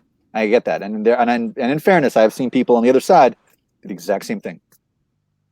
And this is, Yeah. I think, emblematic of this idea that your value as a human being is judged entirely by the belief system that you've aligned yourself to, which is a fluid thing to begin with, because I don't know anybody who's had the same beliefs in everything their entire life. And if they do have it, they haven't lived their entire life. I get this. Do you get this? Like, you have changed. I'm like, yeah, I am not 2 years old anymore. Of course, I have changed. Yeah. People are supposed to change, right? Yeah. But You're not the same guy you were in do high you school. have something Thank to say, God for that. Mel? I think she's just amused by us. I literally, this is the conversation. Every time I talk to one of my nicest friends, like growing up, for obvious reasons, growing up, I didn't have many friends. Obvious reasons being the things I wanted to talk about were weird. Like, I acknowledge how weird the things I wanted to talk about was. Like, did you see that episode of Inuyasha or Naruto? Like, obviously, kids in Gujarat are not in back at that point in time were not into Inuyasha or Naruto or basically anything related to Japan. I was very into Japan as a 16, 17-year old. But I get why I didn't have friends. But I had this neighbor who used to we used to talk a lot.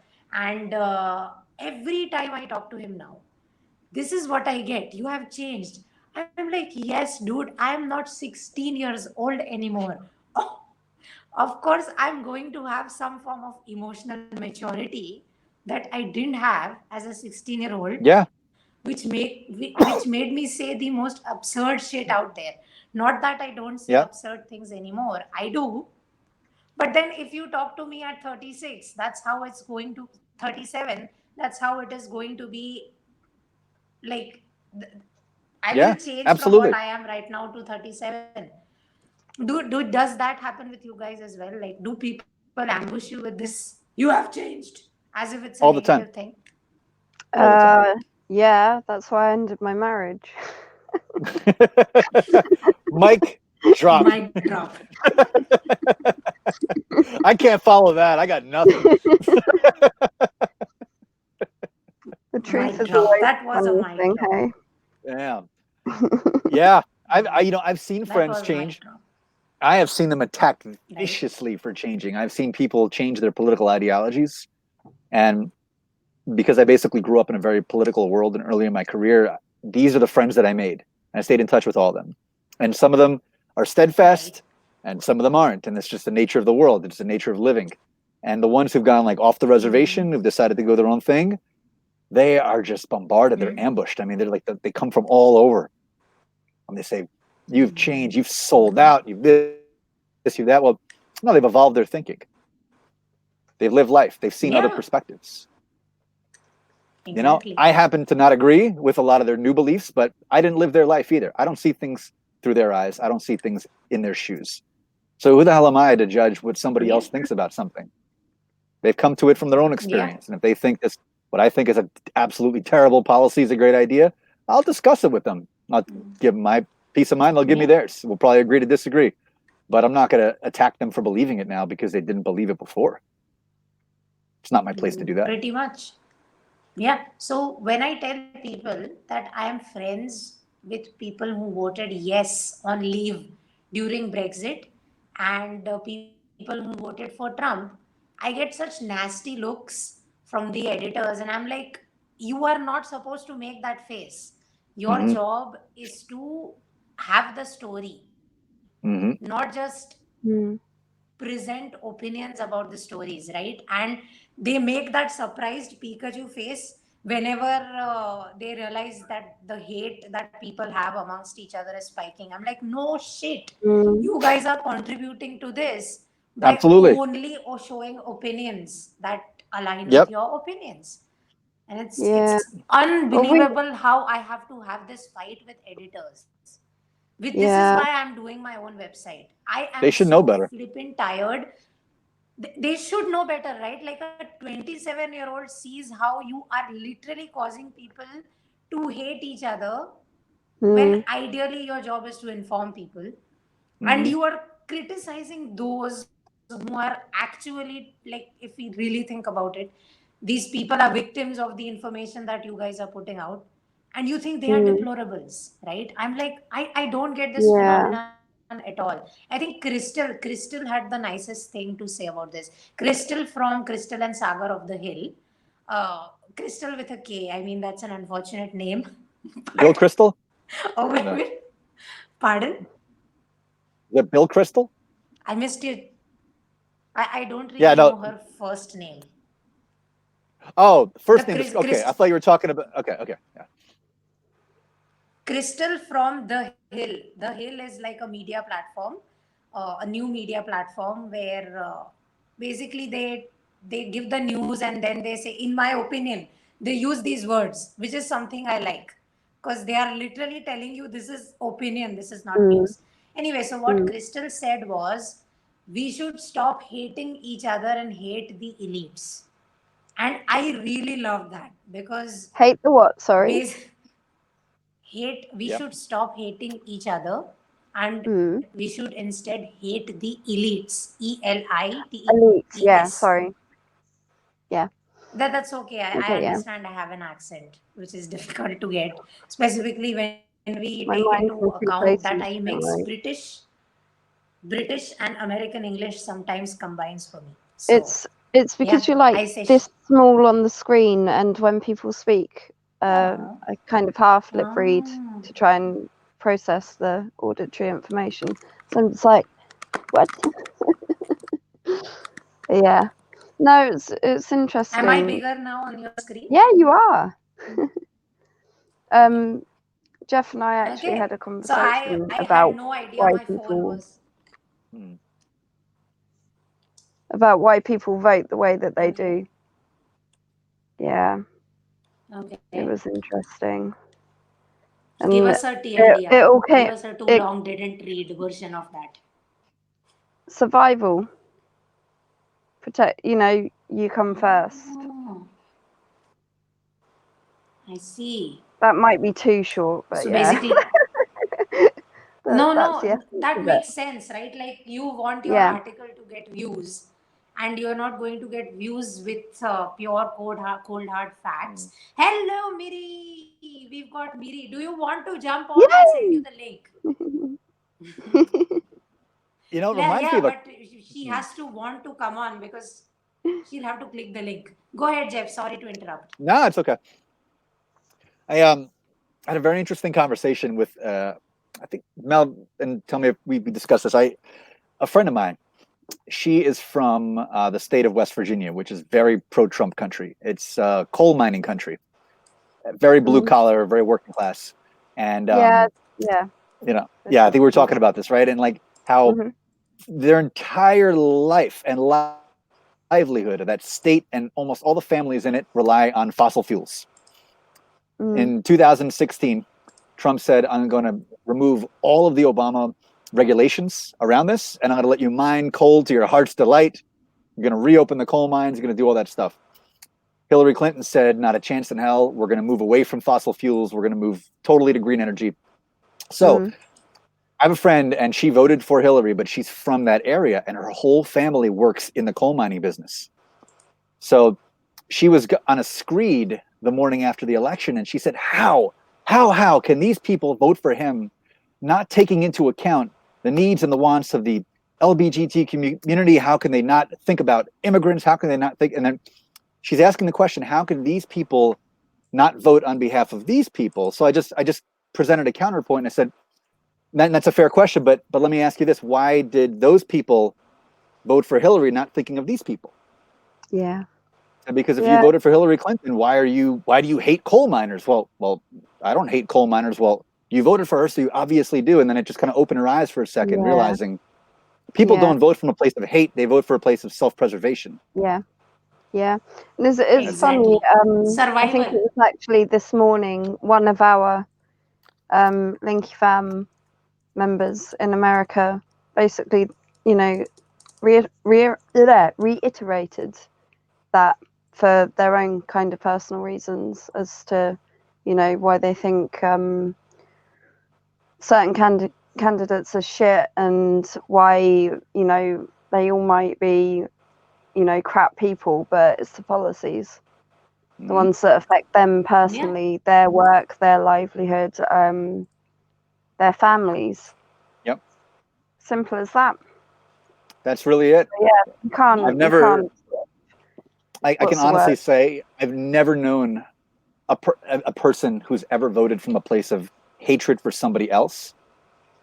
They've entirely voted, and this is interesting because you look at human history, and this goes all the way back. I mean, the vast majority. I will get skewered for saying this, but I'll say it because it needs to be said because it's true. The overwhelming majority Nobody's of people on the live, so don't worry. Perfect.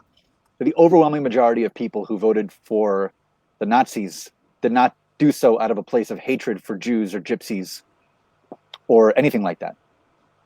They voted because they believed the Nazi Party gave them the best chance at regaining the prosperity that had been destroyed in Germany and not having to roll wheelbarrows full of cash for local bread. Absolutely. They didn't.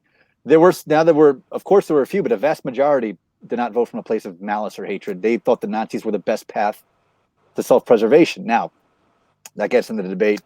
Should you have a broader view of what you're voting for yourself based on the residual impacts? That's a different discussion. But I think the same thing is true for people who vote for extremist parties all over the world. Jeff, not everyone has a PhD, right? Not everyone has a PhD. People cannot pay their bills by thinking about the future when you are facing not having a paycheck the next month. Absolutely. A lot of people vote for extremist parties in India the same way. They are voting for people that are going to ensure that they are going to get their ration card, they're going to get the gas line, come in their villages, and they're going to have water and light happen. And that is why, there's a lot of outrage in the West regarding the government that we have in power right now. And I understand why that exists. But people made a choice, which is survival. We understand this is not how it should be, but we have no choice. We're going to vote for people who give us stuff rather than voting for people who just call us bad names and come to us during election season. That's what it came down to, essentially, in India.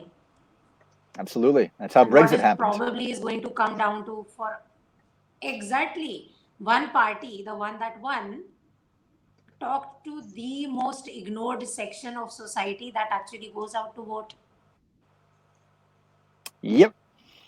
So, that's all it is. And that, and I don't believe that those votes came from a place of hatred either. I think those votes came from the place from the people voting. Like, we know Brexit voters, and I don't, you talk to them about it, they're not going to say, well, I'm so glad I did it because I hate them and I hate them. And it's like, that's not going to be as woven into it. It might be a tertiary consideration for some of them, for sure. At the end of the day, though, it's like self-preservation. Most of the smart people that I talked to about Brexit said that voted to leave. They said it's because they wanted more control in who makes the decisions in the EU. This is what I was told. And that's a legitimate concern, right? Because most of the people who make decisions were not from the UK, and yet UK ended up paying the most.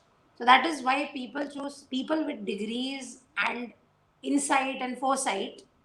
Still, some of them chose to vote leave, right? So I talked to those people as well. And the normal people. So many of the normal people had some xenophobic reasons of voting leave, but beyond the xenophobia, as you say, there was a place of non-hatred. It was, I don't want to lose my job to this person from a foreign country, which is Yep. about survival at the end of the day. So yeah, exactly, Anna. It came from a place of being presented a unique. Why don't you jump on? Because you were on the Yeah. receiving side of some of the We cannot talk hatred, I Brexit think without you could Anna Maria. probably. Yes, of course, because you could probably give us insight that I definitely could not, because I am Yeah, not. likewise. I didn't live through the UK as an immigrant during Brexit. So I'm yeah. gonna move it aside. It's getting cold out here.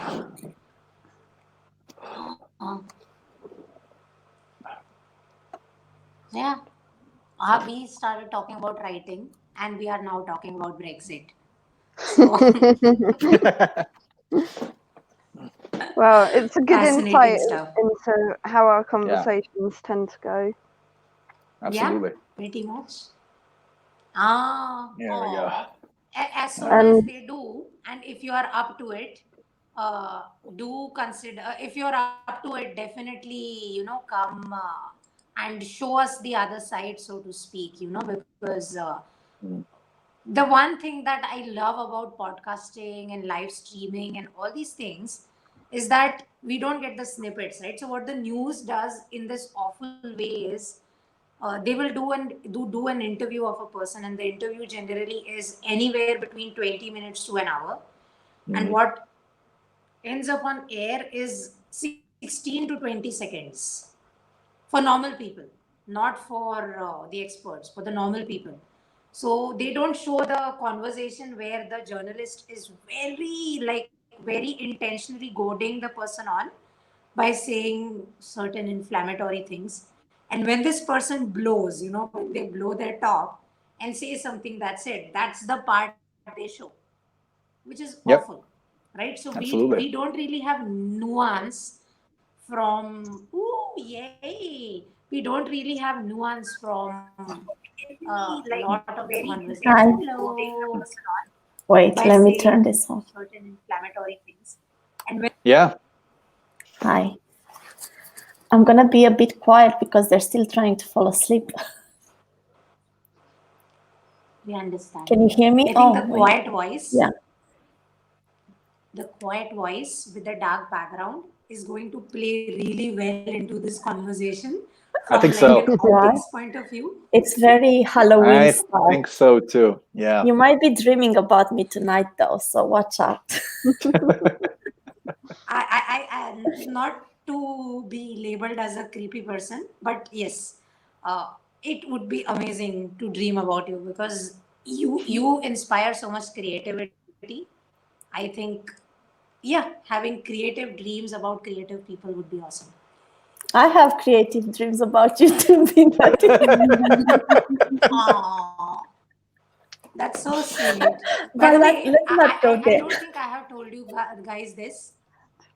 I only have two kinds of dreams. I either have volcanoes in my dreams, yeah. or I have Volcano. a dream where we are living in normal gravity, but somehow we can do the zero gravity jumps. And Oh, nice. I like that. yeah, I have I had, want one of those Dude. dreams. Double jumps. I Like have this. had a dream where literally, I'm not kidding, Mel pushed me in a volcano, and I don't really know what that means. Oh dear, that's no. She pushed. I think you. I know what it means, Into but the I'm not going fire. to opine on it. No, I'm gonna find a very positive connotation here. So she pushed you towards the fire of your passion and your exactly. inspiration. Mhm, There you go, definitely. Yes. Mel. I've got you, girl. Exactly. That's Yeah, that's what that was I'm exactly going what I to was take. thinking as well. Great That's minds. that's what I got from the thing, because Mary, you're our hero. I looked up what having, because I have had so many volcano. I would love to put that comment on the screen, Miri, but then my live would be taken down. and I I will can't even lose see this what she entire put. footage. So I'm so sorry, but like she What do put you the mean? thing that that's what she said. Links to. Of course. You know what? I have been really good and refrained from saying that several times during this live, just in case. Good. Oh, I've known. I've noticed. Go ahead. Not gone on deaf LinkedIn ears or blind algorithm. eyes. Let me tell you. Just let yourself go. It's fine. I feel like that's the tagline for 2020 for everybody when it Yeah. comes to eating and drinking. Just let yourself go. Are you talking about my waistline here? But no, that was a fun conversation that let we had yourself about go. dreams, because I was like, how the hell do you only have 2 dreams ever? Like, I That's so can't. strange. I have can't so many understand dreams that. and so complicated. But let me tell you a story.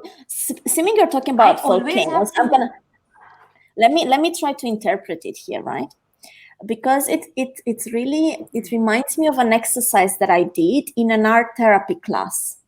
And it's an exercise I do a lot with my clients, right? So it's this thing, you have to paint or draw or something, how you see fire, air, earth, and what else is it? I'm not thinking. And water, right? And you depict this on a piece Wind. of paper based on like the relationship between them, how much power or significance they have in your life. So I did this exercise, right? And I started, and I was doing finger painting, which is perfect because it's like it comes straight from your everything, right? It's super,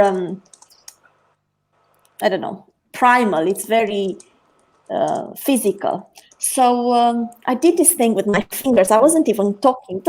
I wasn't even thinking. And then when I look, it looked exactly like a volcano, right? So all the fire inside and so on and everything, it was just like a big ass volcano. And then the earth was very tiny, the water was there somewhere, but all of it was just like a big ass fire burning, waiting to burst. So there you go. She did. Ah, yeah. I did this exercise with Binati. It's true. And it's really, it's incredible what we can express through our creativity, through our art, you know? You just like, because you don't even think, you think, it's air and it's water. But what it actually is your consciousness, it's your feelings, it's your passion, it's your, how grounded you are. Obviously, I'm not very grounded and I'm full of passion. No. Keep it going. Keep going. I'm Anna Marie. I'm literally, as you were speaking right now, writing your character in your chapter about this exact thing. The volcano. Are you right? I'm literally Yes. as we speak. As you speak, I am typing as you speak. Okay, perfect. This is like meta as hell, and it's fucking amazing. Okay. So it's Sorry, I forgot we're live. I can even send you like the picture. You'll see how it looks. It's like a big thing like that with a lot of flames. So I think it's on your Instagram, right, Anna? We can show it to people if you want. No, I don't think it's this one. No, I think I kept it to myself. I think. Okay. So do you guys? Yeah, I also didn't share that on Instagram. No, it's more like this kind of thing is not necessarily aesthetically pleasing, or is not necessarily something you want to share. It's more like an output of your inner world, right? It's an expression of what's inside, right? Okay, so now a question, a survey. Do I keep the dark background or do I turn the light on?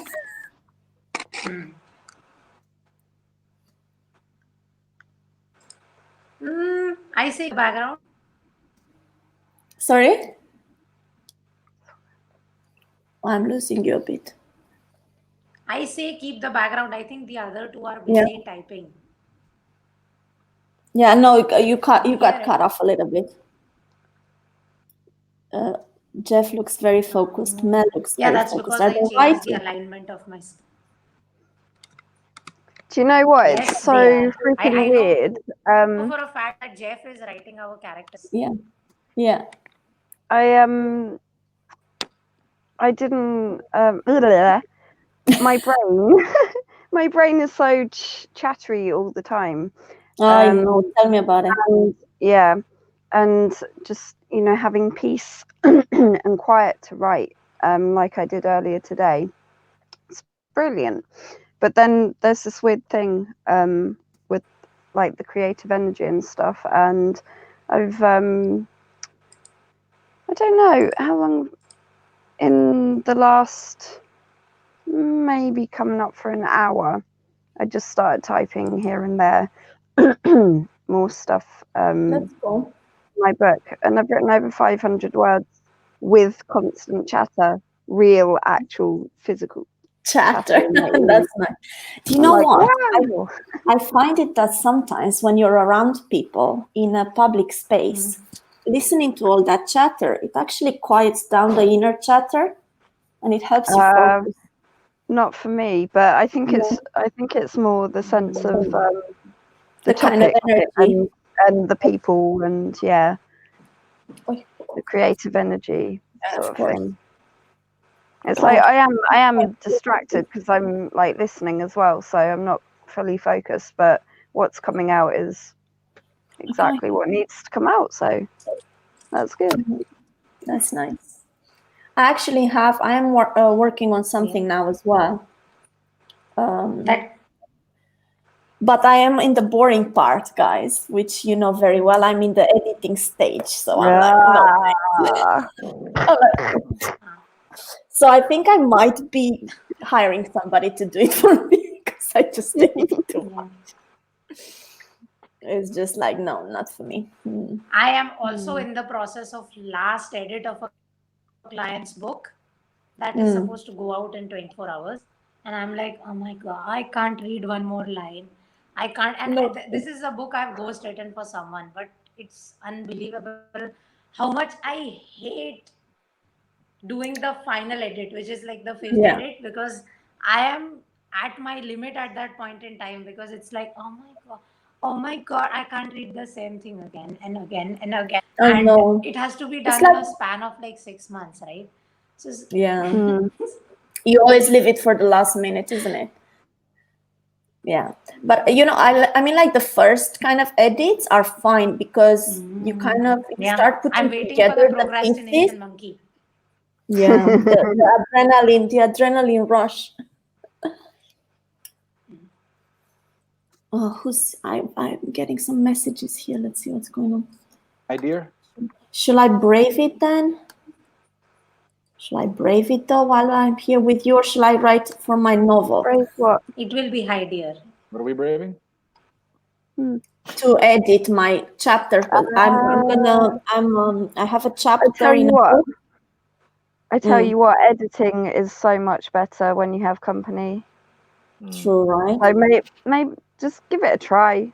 If you don't feel it, then move on to something Unless else. it's certain kind of editing with certain writing that we all have to collaborate on, and then no amount of company and laughter and chatter and booze and quaaludes can make that enjoyable. But speaking of otherwise, Dumbass. Such a dumbass. that was special. Yeah, intense, special. Yeah, but I say it from a place of love, of absolute love and reverence. And fine line between love and hate. Hey? There's when there's editing, there's no line between love and hate. It's all mixed together. It's just one and the same. Yeah. Yeah. No, it's not mixed. It's not mixed, Anna. It's just rage. When you are editing, all you have is rage. Why did this person write this? Really, a rage Why partner. did this person or me write this? But having a rage partner to bounce all the having anger a rage partner is the best. It's fantastic. It's the best. Yeah. Is it good? That's why you get your it's like they build on or does each it other's anger. Did you read that line? You what? What was that, Anna Maria?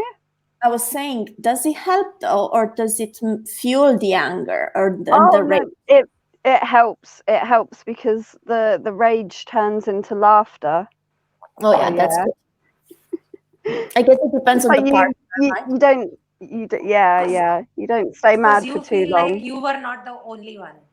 Yeah, Yeah. because if you don't laugh, then you cry, and editing in tears I think is not the best. course. No. first word is ferment. No. God, don't make me cry tonight then. No, you get to rage about yourself. Yes, I know, right? Luckily, it's Me editing myself, I'm like, for God's sake, why do you use so many fucking commas? commas. And do you know Yeah. what I do? Do you know There's what another I do? person who Word. overuses them as well, Word. mentioning no names. Word was putting commas after and for me all the time. Yeah. And I was like, okay, Word Did should you be have some right. kind of auto thing? That's an Oxford Yes, comma. and it was doing it Yeah. automatically. And I'm like, what's going on? But yeah. Anyways. Mm. Go to grammar. I'll show you what you could do. Go to your spelling and grammar check settings and Yeah. uncheck Oxford comma. This problem. will solve itself. Oxford comma. Is that how it's called? This creepy thing? Yeah, that. I understand. We have to why send you a Oxford meme commas are important, to do with them but With the to Oxford explain comma. it. okay. Yeah, I'm Okay. sure there's one in the writing group, at least one about the But- Oxford comma. God, we are actually And that's live And on why another it's thing. important. There's one. There's definitely one that I recall. I'm a huge fan of the Oxford comma. I think it's Of course, clutch. we are live on LinkedIn. We don't read. clutch. What does clutch mean? Like, wow, how do I contextualize this? Okay, so basically, we use it here in a sports term, but we also use it for everything else. In sports, it means if you make a big shot when the game is on the line, like in a pressure situation, you call it a clutch shot. Like, this guy is great in the clutch. So when you say something is clutch, it means like it's awesome. It's everything. It's like it's what it's all about. Wow, learn Yeah. something new every day.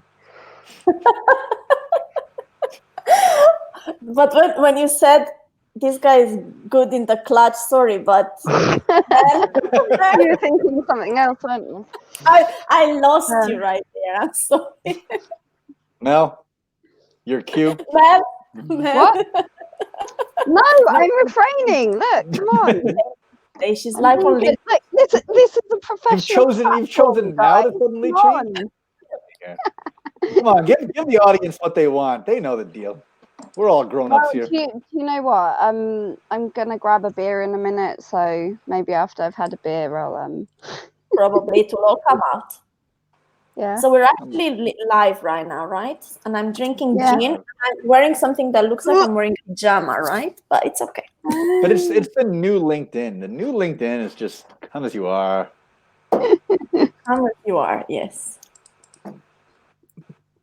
Exactly. LinkedIn, How much LinkedIn, you know, you know how what? much you are. But this is what grinds my gears. LinkedIn never said you have to do certain things on LinkedIn.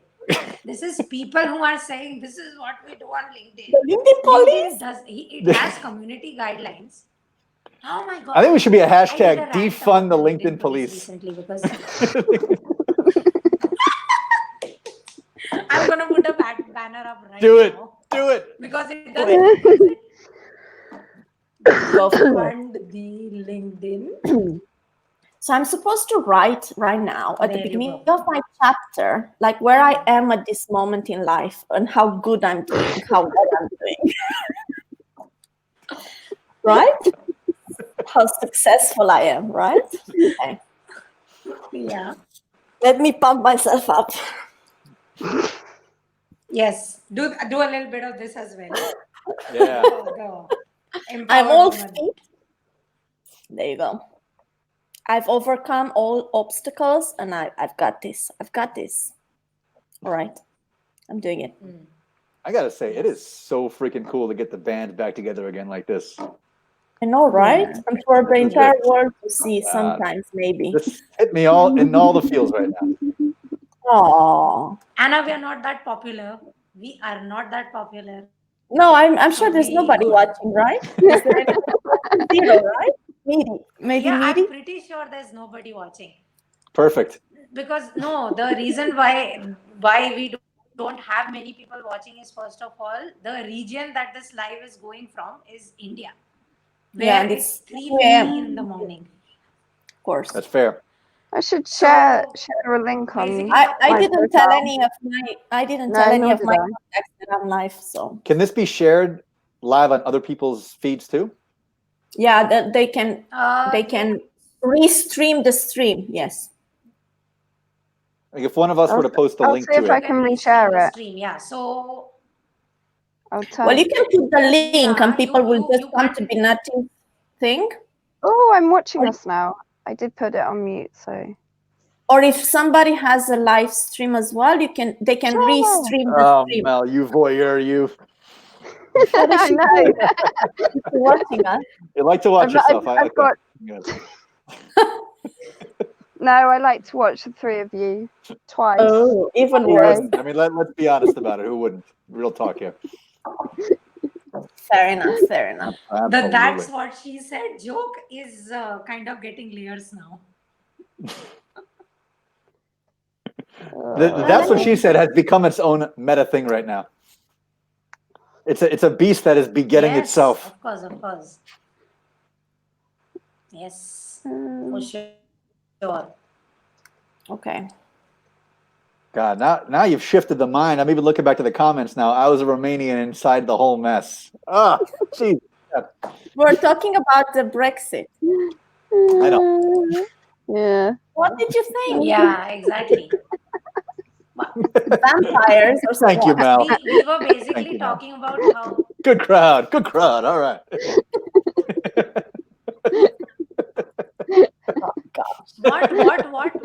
what am I missing? What am I You missing? guys. I don't know Oh. what's happening here. I think happened? Mel and Jeff have drunk behind I closed doors. had nothing. I'm literally. I'm gonna go grab a beer in a minute. I get it. I think So I have a very serious announcement to it's make. about your Halloween costume. Okay. Whose? Huh? What's going on?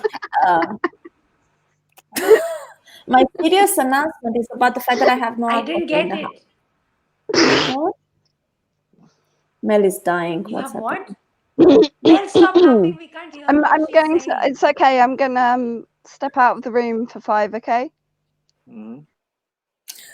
Mel is Okay, dying. fine. We're gonna see you soon. She's going to get her beer or have a. Yes. I lost my train of thoughts now. Anna Maria, you were saying. Here's me. I was with my saying tea. I lost it.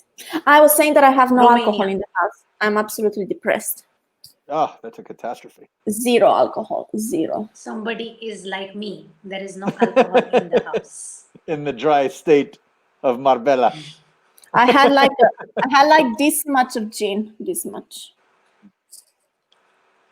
Oh well. You guys need neighbors like I had Jeff, last week. It's Marbella. I know. Ah, perdón, Marbella. Marbella.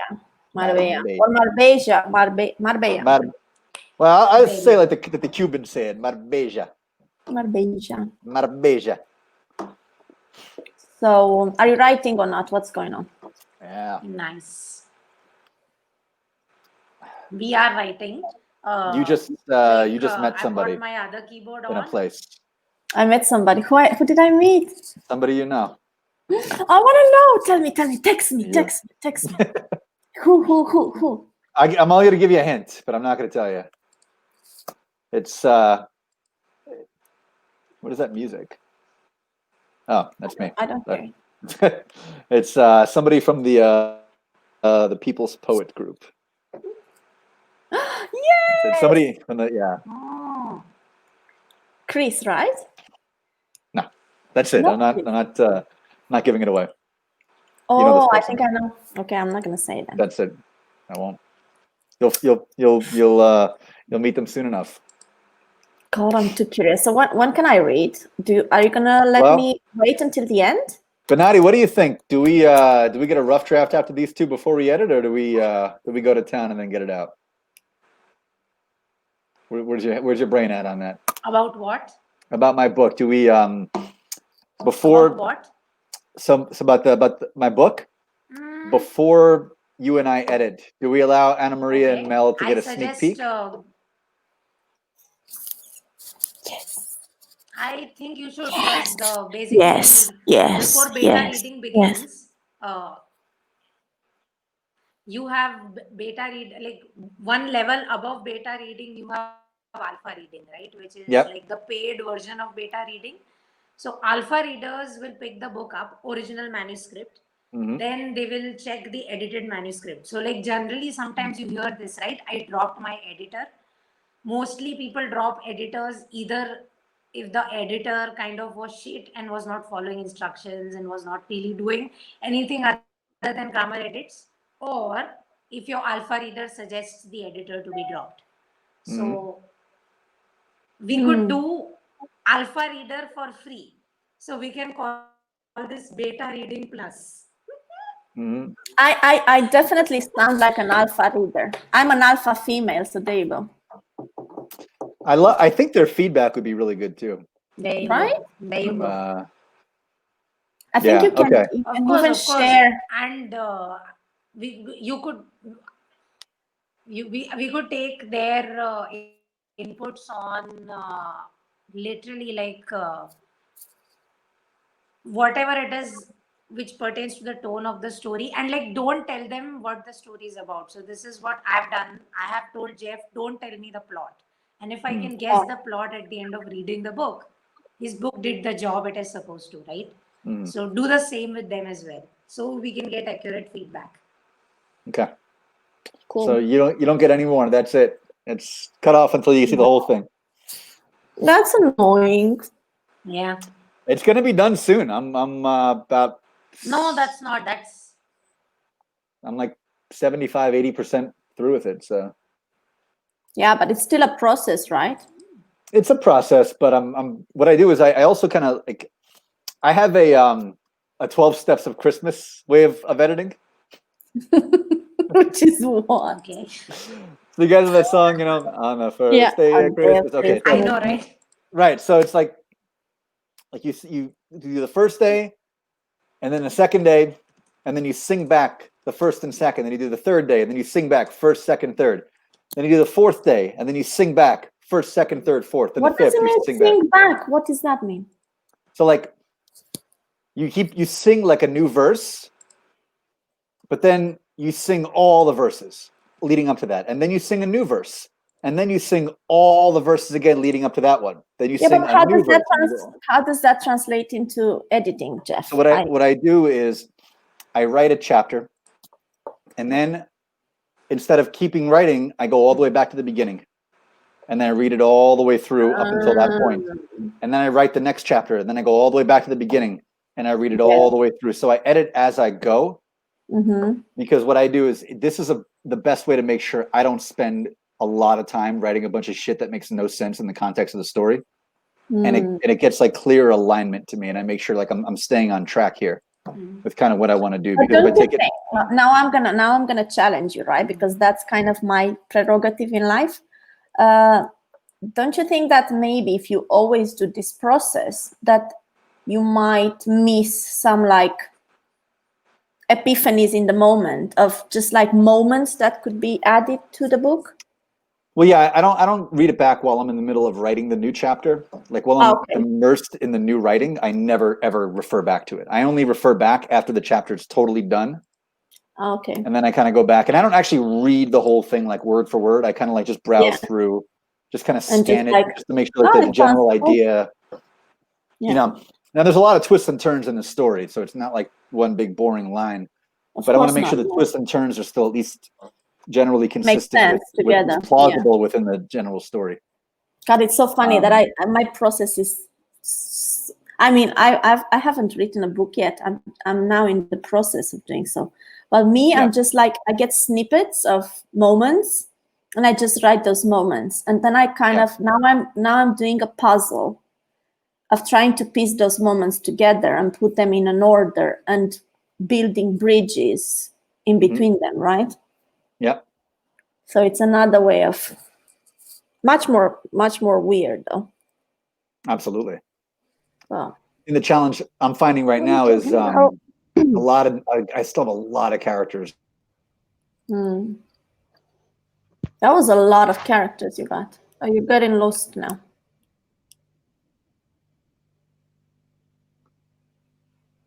Hmm. It's blocked. You guys are still there. You're moving. You're alive. We are Just frozen. moving, but we're letting you That's a talk. We're letting you interesting talk face. because you guys were having, they were having an interesting conversation around managing their manuscripts and stuff like that. So Anna told a bit to us about her process, and Jeff told a bit about his. So I think that's it, right? Like, one thing I don't get about the writing guidance industry, so to speak. Even if we look on LinkedIn posts that people put out that who are writers, they have this weird notion where writing has to be a certain way. Like, no, It's writing not how it works. and the Yeah. process of writing, all of that, Mm. exactly. It can be whatever you want it to be. What has to be the way it has to be is how it gets packaged in the end, so that you could sell it or market it, all of that. Yeah. So that it gets Okay. accepted. And even that, Binati, even that is still with a question mark. Because it might be that at this moment, right? books that are successful look like that and sound like that.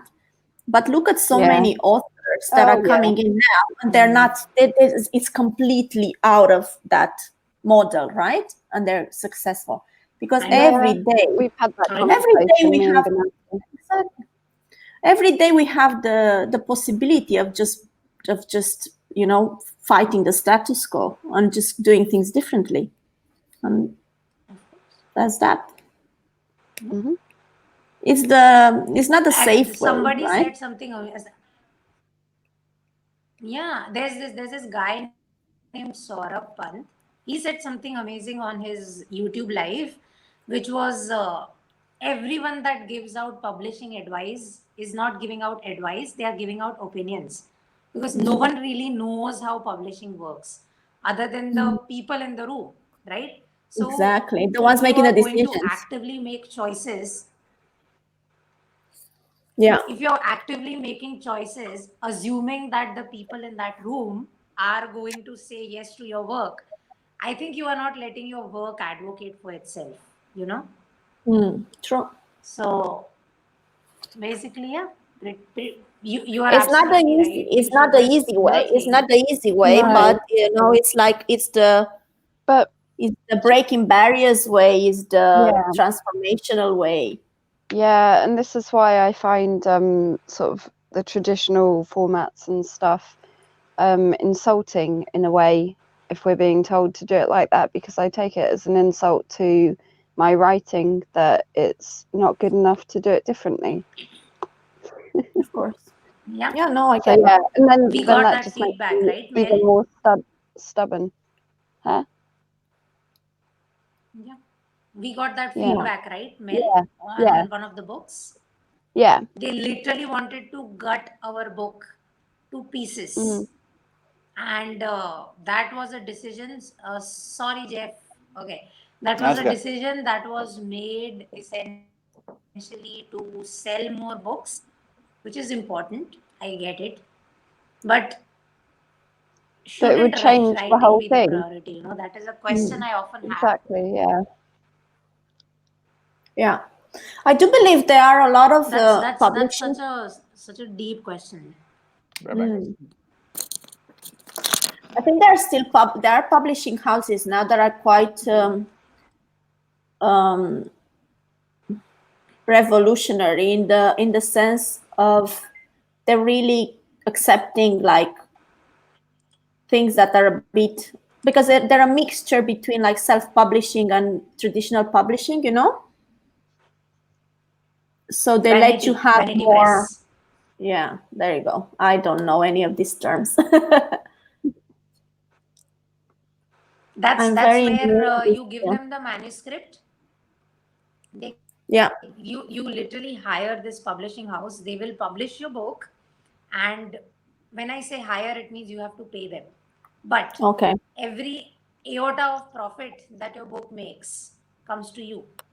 So if you're really, really confident in what your book has to offer, and you know that it could sell physical books, and you don't want KDF Publishing or any of the other social media platform publishing houses to have power over your book, you go the vanity press way, which is not a bad way to kind of get your book And out. do they make a lot of marketing efforts and so on as well? Not as much, They I do. guess, because they don't. They do. Okay. No. They do. They do specifically catered packages. So depending on what package you choose, you get all of those services. But again, it comes down to, you know, the perception around these things as well, which is also like an entirely unfortunate rabbit hole, which is someone is going to look at the publishing house on your book and they're going to say, oh, that's vanity press. Somehow that makes you less of a writer, right? Like self-published authors get this, like your book is self-published. That does not mean I didn't write a book. I know, right? Yeah. Extremely awful person. But yeah, it's Absolutely. you win some, you lose some, you know. It's a matter of perception, and yeah. To be fair, I mean, I understand the thinking behind it, because you say going with the via traditional publishing house requires that selection process, right? So you think that they think that because it goes through that selection process, it's more likely to be quality. But that doesn't mean that, you know what I mean? It's normal. It's human nature, right? To believe in things that are stable and established. Of course. Yeah. Of course. Which is sad, though. What really the saddest bit of it all is like literary contests. The really good, meritorious literary contests that exist only accept traditionally published books. And to get that's traditionally so published, weird. I know. That's so weird, though. Seeming they have, Tell me. To get traditionally published, you have to go past gatekeepers, right? Yeah. Content gatekeepers who are using, they are using their experience, which of course is amazing, right? They are also kind of using their marketing know-how and all of that, the business side of things, to decide whether what you've written is worth it or not, and are therefore acting accordingly, which is they say no or they say yes. And if they say yes, they eat a major chunk of the profits right out of your pocket, right? Yeah, of course. Yeah. And after going through this entire grind, we most of the books that hit the markets, what do they really have to show for themselves besides like, you know, some tag or a little bit of money? There's this entire like commercialization of the process, which really is sad. And you'd expect traditional publishing houses would not go into this, but they have given into just about every content industry that exists. Yeah. My dear, we live in capitalism, and that takes all of our time and all of our bloody money. That's that. It makes all of our bloody money, and then it takes all of our bloody money. I know. Exactly. No, but look, like even it makes some money and it takes some money. Yeah, it's what it is. But you know what? Do we need that much money? Oh, we're gonna start this. No, let's not start this. Let's move back. Let's not start this. And I was thinking, we do need money. We do need money, but not that but much. We don't need outrageous sums of money. Exactly. You know, like two Caribbean islands, one village in India, one village in China. No, we don't need that kind of money. We need nobody needs houses that. Nobody and money needs in the bank. That kind of money. Speak for yourself. Okay, understandable. Oh, Jeff wants the island. I think I all the village. I want all of it. I want to be the Sultan of Brunei. Oh my gosh. You can have one of these The palaces around American here. in the chat has just become very obvious. Is it the American or is it the I male? want to be like a Roman emperor in a toga with somebody just like feeding me grapes. Maybe it's a male. And I'm on the opposite apologies end for of the spectrum. I think living on a boat is the epitome Okay. of that. It's the best thing ever. Yeah. I'm very low But Nani, that is the maintenance. best line yet today. Yeah. Yeah. Yeah. I It's think the it's best line today, the best line today actually came from you, which was COVID response universe. COVID. Okay, wait. There are My 4 mind is getting categories of tangled. people Just in the COVID race. Can you say that again? Gosh, my head. I'll put it COVID on the screen. This is response. there it is. Okay. what Jeff Golden response word. universe. while he was Okay, can you explain that, please? there were And make a 4 there are sketch 4 for me as kinds. well. There are 4. Go ahead, Jeff. Take it. Take the floor. Take the floor. Take the floor.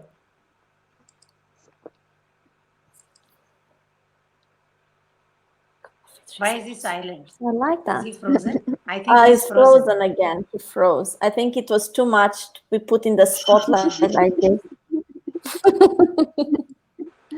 On the stage.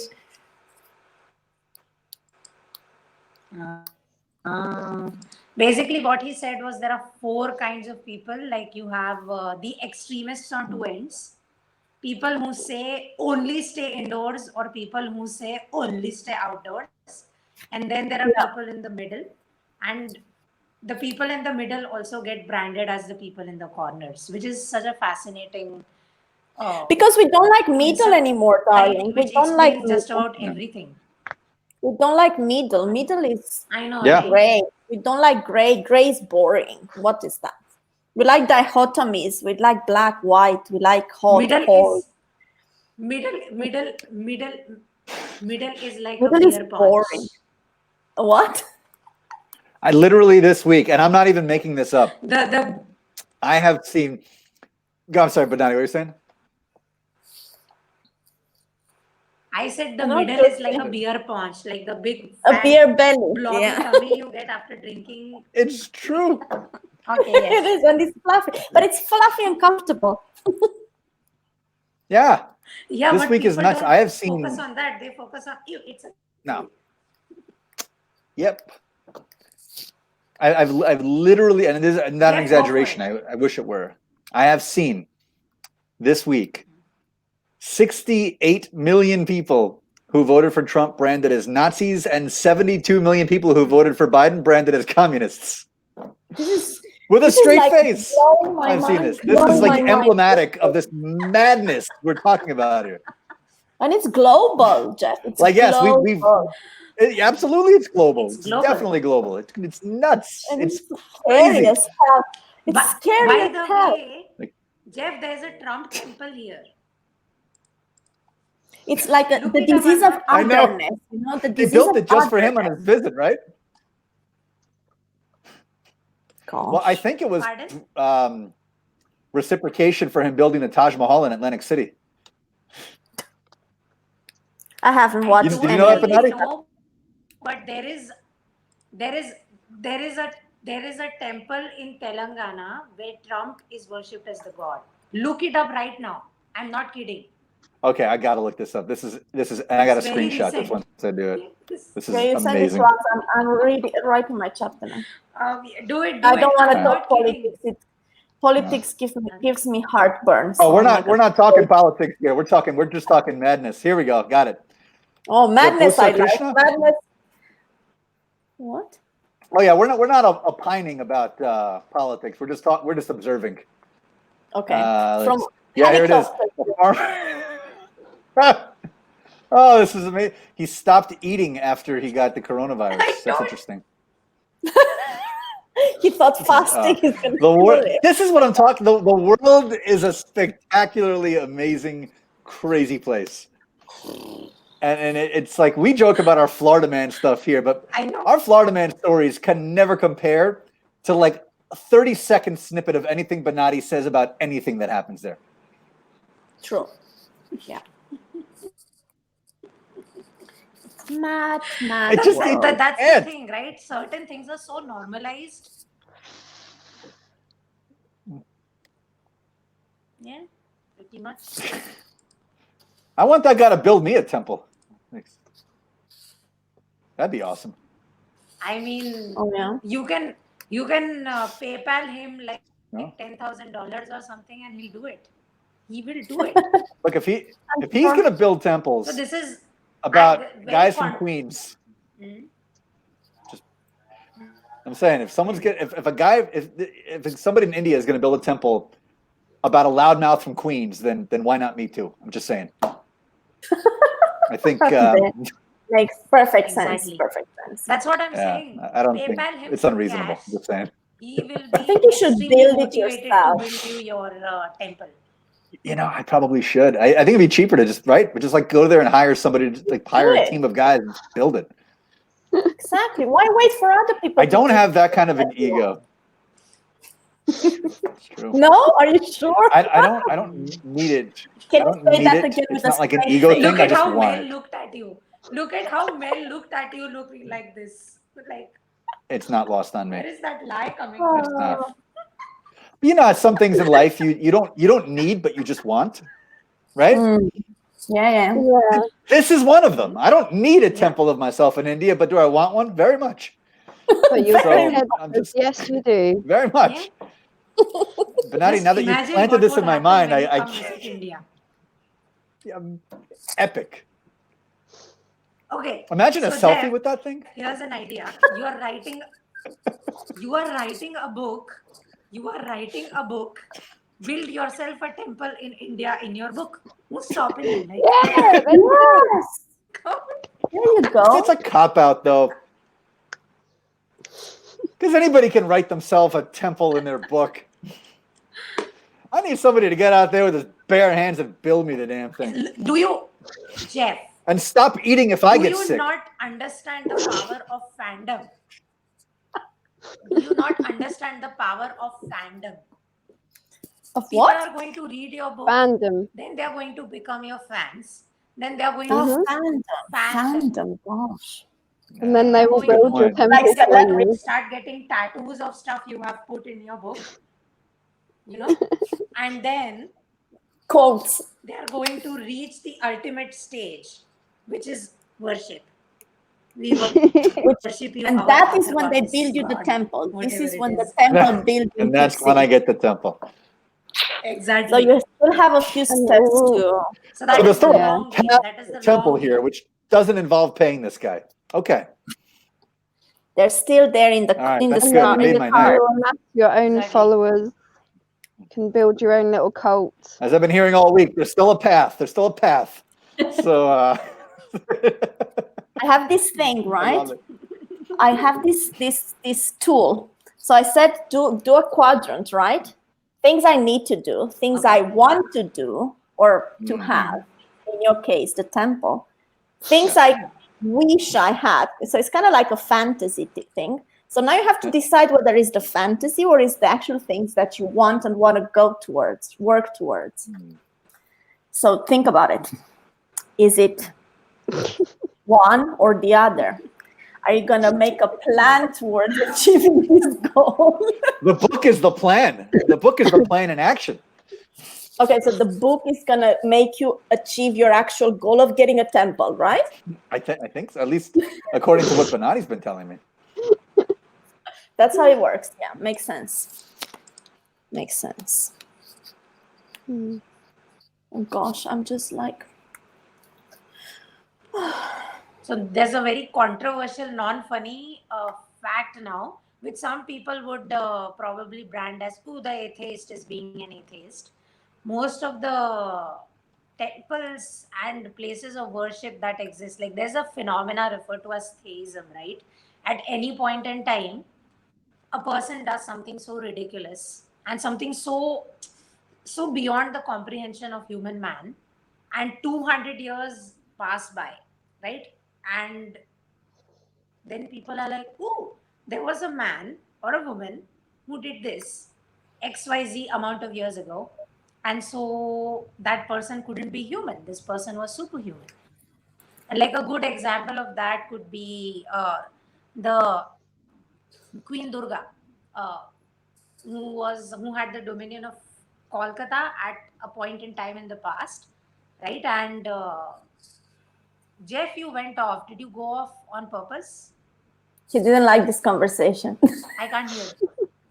My internet connection's spotty I up couldn't here, hear so you. it's Did you go off on purpose? no, my connection is spotty up here in the hills, so I keep getting booted off once in a while. Mm. So now I'm debating whether I should apologize. share this link or not. Am I gonna make a fool of myself? Am I not? Nobody's listening. But if I share So it, anyway, maybe somebody will. continuing what I was saying. Sorry, go ahead. So basically, what she did was she diverted the flow of a river by building what is the first ever dam in the recorded history of the Indian subcontinent. So people were like, there was a queen who redirected the flow of a river. That's how she became Durga Ma. Is she still worshipped today? Who is one of she is the sign of Kolkata to this day in time, because she literally protected her people from, like, back in the day, diverting the flow of a river meant you could get your civilization established in a place where they won't get eaten by tigers, right? Because West Bengal is surrounded by Sundarbans and places like this where tigers are like, yeah, party, So when she does something like this for her people, she immortalizes herself. She was a person, but because of the process of deification and theism, she becomes a goddess way down the line, which is fantastic. But now the origin story is like God made her an avatar and put her on earth to do this, Yeah, So, of course, and that's how she this is becomes a the deity. reason why it becomes controversial is because it goes into people's beliefs, and it's not I don't really like to go in that direction. But yeah, you could very well try to achieve the deification process, Jeff. Do something so spectacular that 200 years down the line, people are like, once there was a guy named Jeff. He wants it now, not when he's Yeah, I dead. think Yes, this doesn't do me any good. Yeah, post-mortem is too late. Yeah. I don't have that kind of ego where I need to be a god after I die. I'd like to be a god now, ideally. I mean, I think that Does that mean that you have less of an ego or more of an ego? more. Right? oh, much less, much less. The real egotists in this world need a legacy. I don't need a legacy. Actually be there to experience the worship. Like you. Yeah, I just want a can't do selfie it. with my statue. That's all. Yeah. So then you have a bigger ego because, yeah. It'd be an otherwise you awesome wouldn't thing to care. put on Insta. Mel, we now know what we have to start pooling our money for to give as a gift to Jeff on his birthday, which is a chocolate statue that Jeff can take a selfie with and then eat.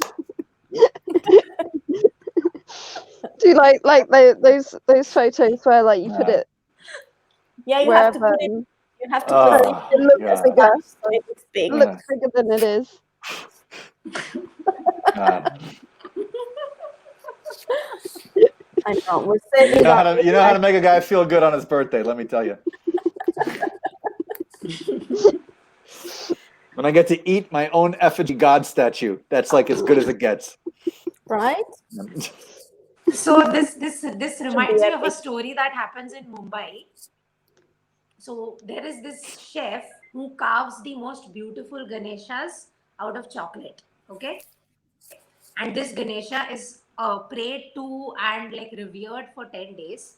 And at the end of Ganesh Chaturthi, on the 10th day, people do Visarjan, which is they send him back to the elements, so to speak.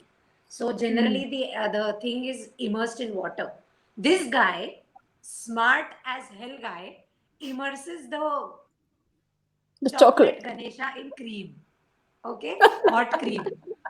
Yeah. Like And then the chocolate cream mixture is the prasad that everyone gets to take home. And I nice. love that because, first of all, Yeah. it's Delicious. environmentally friendly.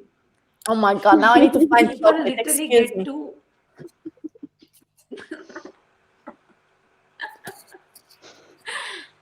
So, yeah.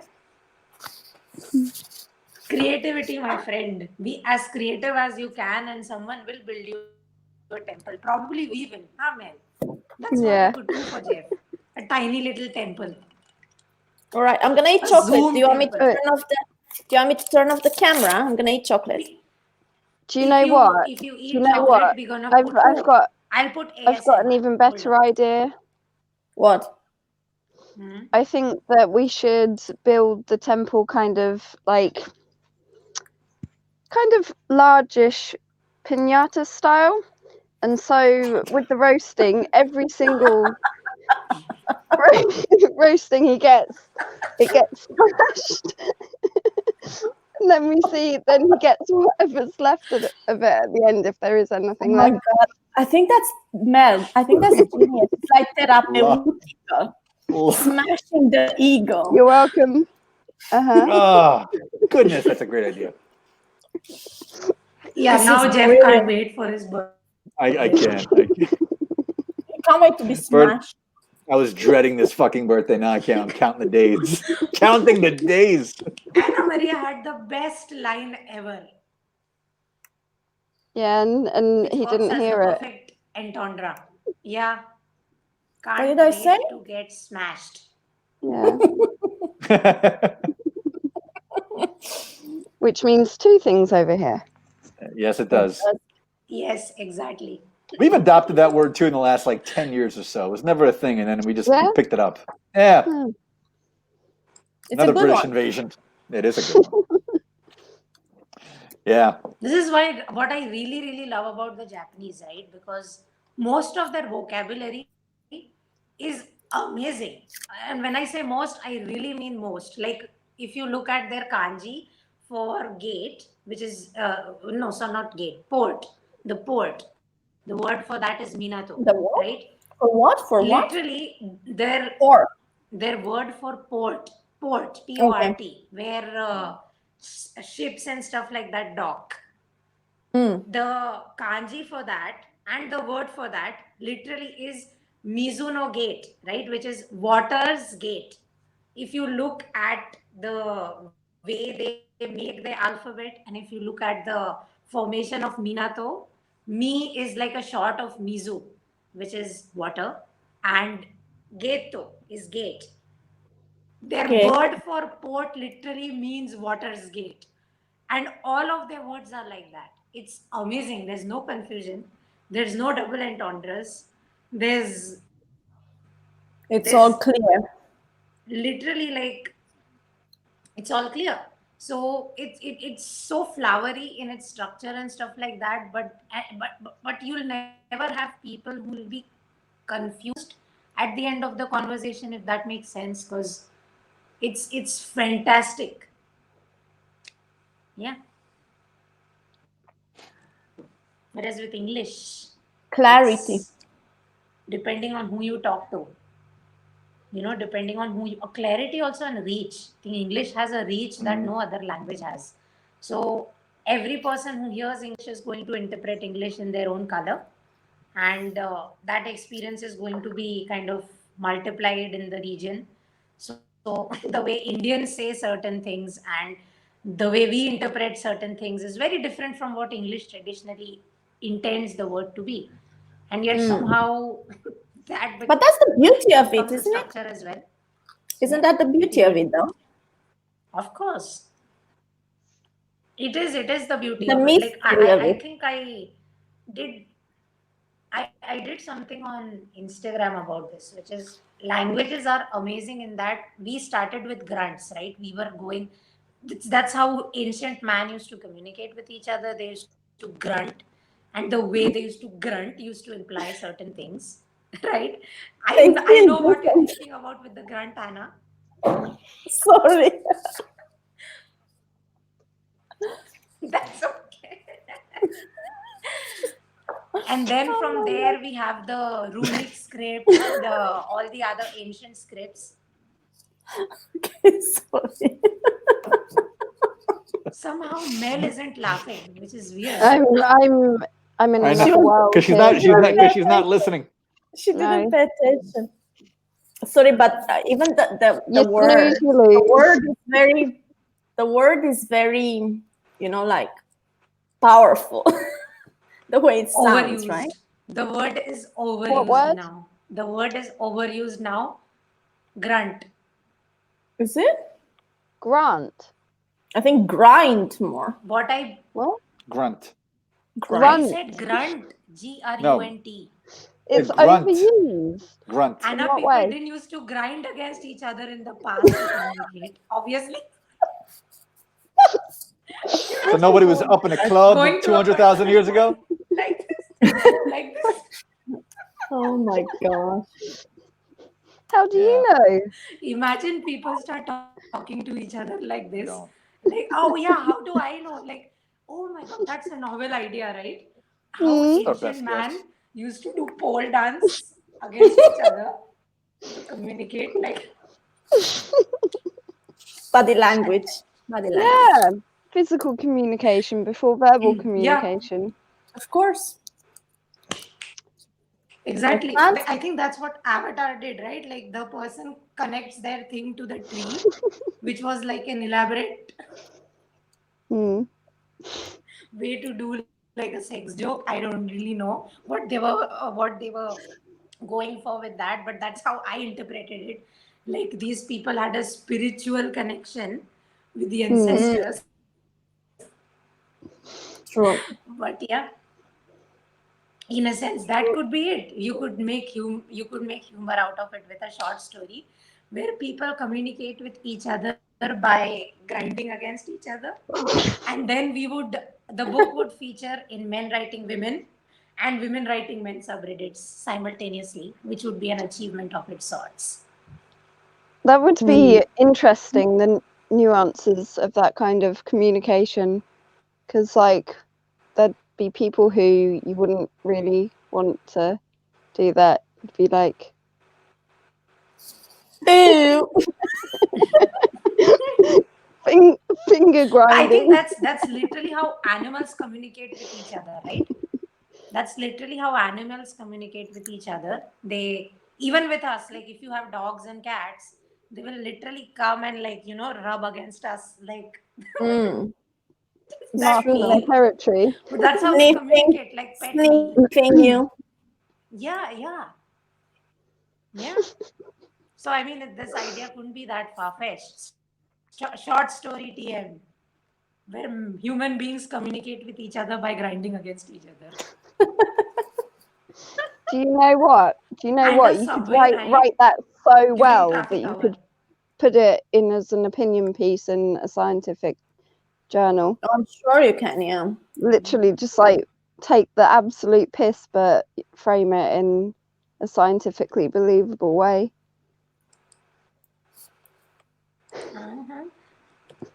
There is something I forgot to tell you guys about.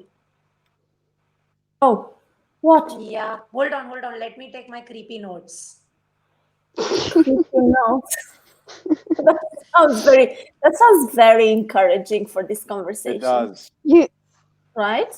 You know she always takes Okay, creepy so for notes some I context, know. in her conversations for some Yeah, because it context, gives her what I do is inspiration. and content.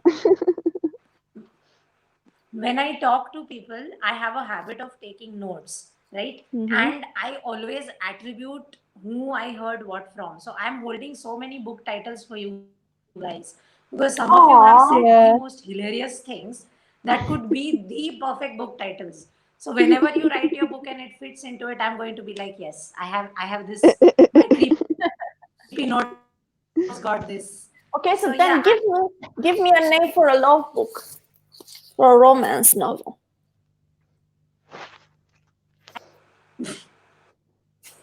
Sarah has one for this. I will PM you Oh, this, yeah. Hannah. I can't Okay, say this out DM. loud. But yeah, I think Mel knows. I think Mel knows what the name of this book is. If I do, I've forgotten. Hold on.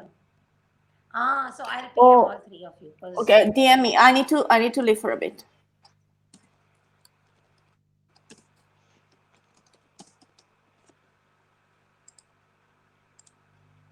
Okay, fantastic.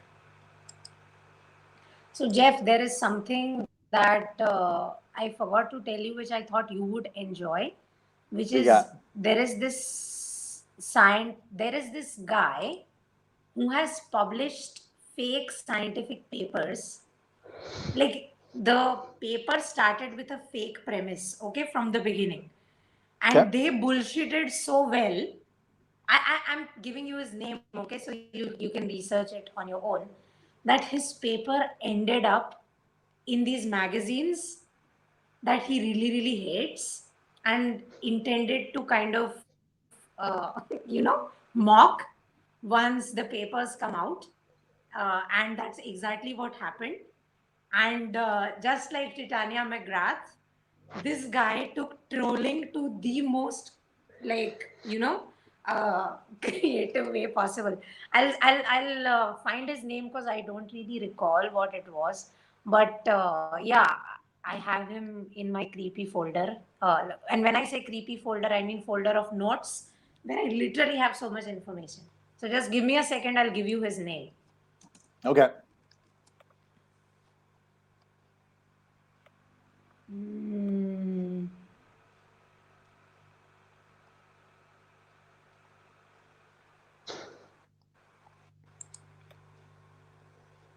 Awkward silence, awkward silence, awkward silence.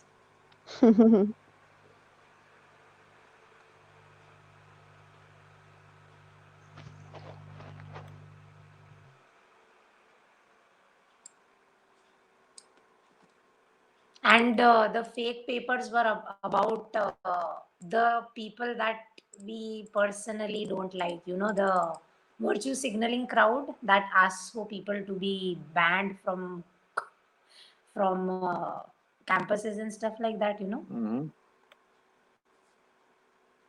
It's called the SoCal hoax. SOKAL. I'm just trying to find out the name of the people who did it. Look up the SOKAL HOAX. Okay, I found the name. Got it. James A. Alan Lindsay, Sokol. Helen. Okay, you know this. Yep. Okay.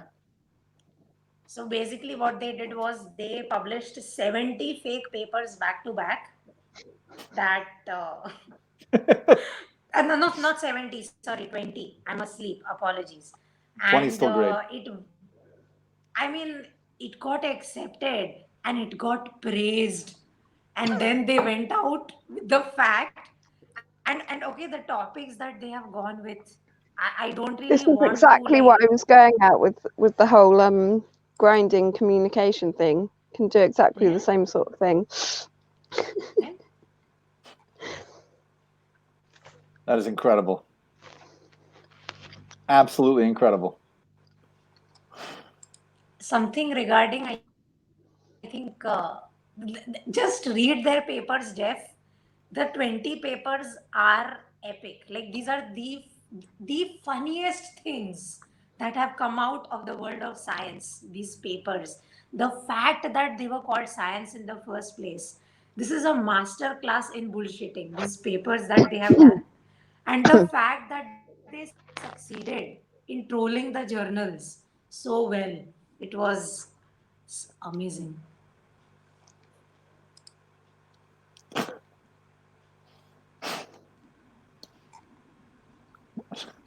That's fucking. Sorry. Forgot we're live. That's awesome. That's seriously awesome. I know, right? So I'll put the name for people who want to check out the thing we are laughing about. It's called the SoCal hoax. Just look it up on your own, because these days you get banned for saying certain things. courtesy of people who only have outrage in their life and nothing else. So yeah, look up this and laugh, my friends, because this is it. Mhm. I'll also leave Titania McGrath because this is also amazing. Like, look at how far trolling can go in out trolling the trolls.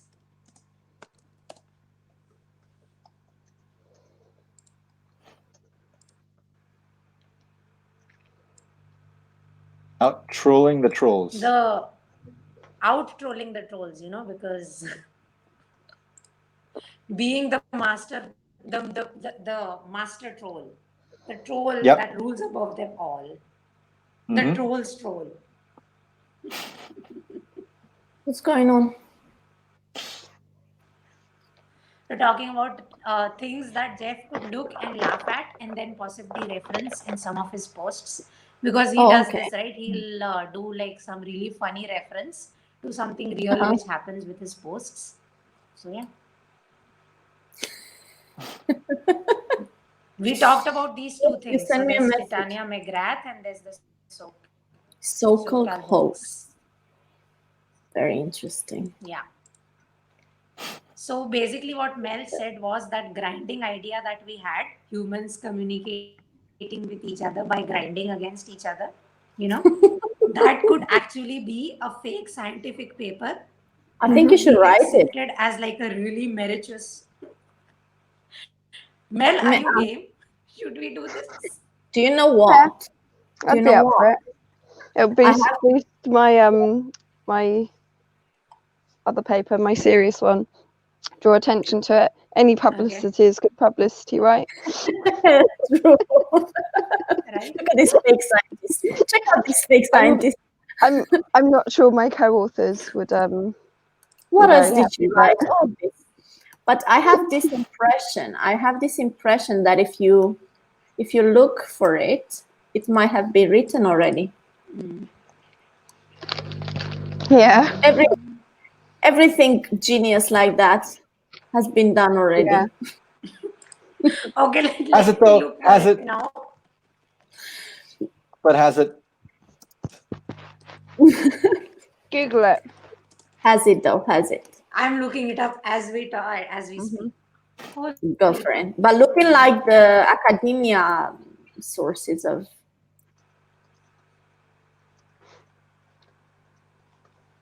I'm getting teeth. I'm getting bruxism, and they are showing me phenomena of teeth grinding against each other. Like, no Google. That's not what I've typed.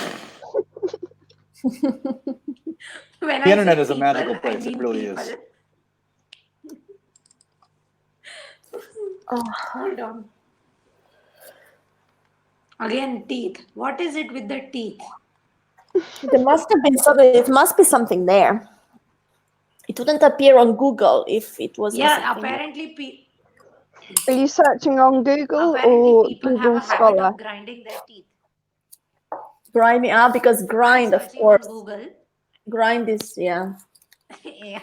I'm gonna start taking Look on notes. Google Should I Scholar. Should I put gyrate instead of grind? Yes, yeah. But also search on Google Scholar, because then that'll get rid of all the Confused. articles, internet articles, and just give you papers. What happened to the volume? Did you guys go quiet or did? Did you? No. Oh my gosh. Can you hear me? Yeah, I no? can't hear anything. Yeah. What is Can't it? hear me? Did LinkedIn book Yeah, I this can off? hear you. Consider yourself lucky. Yep. Be right Or- back, guys. Where is Renati disappeared. She's probably going off and on again to see if it fixes her mic. Ah, okay. Yeah. How's your writing going? Are you still Yeah. typing? Yeah, I'm just gonna check, see where I'm at. Yeah, I'm up to 700 words written on this call. Good. Cool. 700. That's really a lot. Yeah. I'm Another, yeah, another I'm really, story. really happy with this. One, Sorry? two. What? Oh, I was just gonna say I'm really Outroad happy. Mel. Ooh. No, The I'm really first happy time with it the happens beginning. that I outrode Mel. How much did you write? Around 1,000 words. Ooh. Tonight. 300 words. God, I didn't Yeah. write anything, Yeah. but I joined later, to be fair. My issue, since I hit the sort of 500, is that I'm just flitting between a bunch of dream sequences that are involved in the book and just having just snippets Yeah. from them. So it's like I'm not flowing with the writing. It's just kind of random Just thoughts. comes in bursts. Yeah. Whereas this morning, earlier this afternoon, I was just literally writing from the very beginning, the first chapter, Nice. and it's just flying out. So yeah. So what I'm doing is I'm putting a few things of what I wrote for Fictember Mm-hmm. and a few things that I've wrote in my notebooks together in a big document. Yeah, I've got a Yes. September document. Yeah, and I want to, because I tried at that time to kind of keep the same characters as much as I could. Mm. I want to see if it makes sense to do something about it, because I also have in some notebooks, again, some just like snippets. Yeah. Snippets. But can you see in Google Documents how many words you have? Yeah. Where? In Yeah. Google Doc, did you say? Yeah. In Google, yeah. You have to go to the actual word count On the thingy, but then top. you can set it up so it is at the bottom. I don't It know. shows all the time. You just have to it's unchecked by default, but you have to check it. Where is it on top? I'll give you the exact. Yeah, it's on top.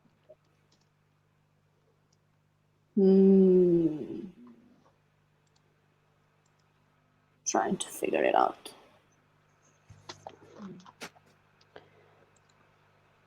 Yeah, no, I can't figure it out.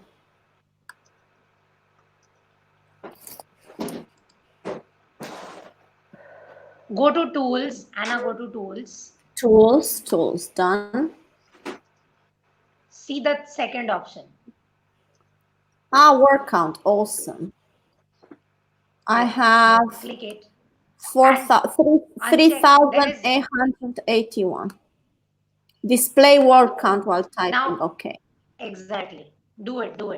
So that it's Done. going to So show that to it you. gives me that boost. Exactly. I love it. I feed off that energy going. Yeah, I know, across right? The dopamine rush. Yeah. Oh, by the way, I'm sure you have heard about Dr. Andrew Huberman, Anna. But About what? he does this. Dr. Andrew Huberman. I don't really know how the surname is pronounced. Andrew Huberman. And basically, what he's doing is he's doing sleep analysis, and he's looking into dopamine reward systems, and he has some of the most amazing research and podcasts out there which explains the whole phenomena simply, and the point he makes is fantastic, which is if you are on the right path, your brain is going to release dopamine for you.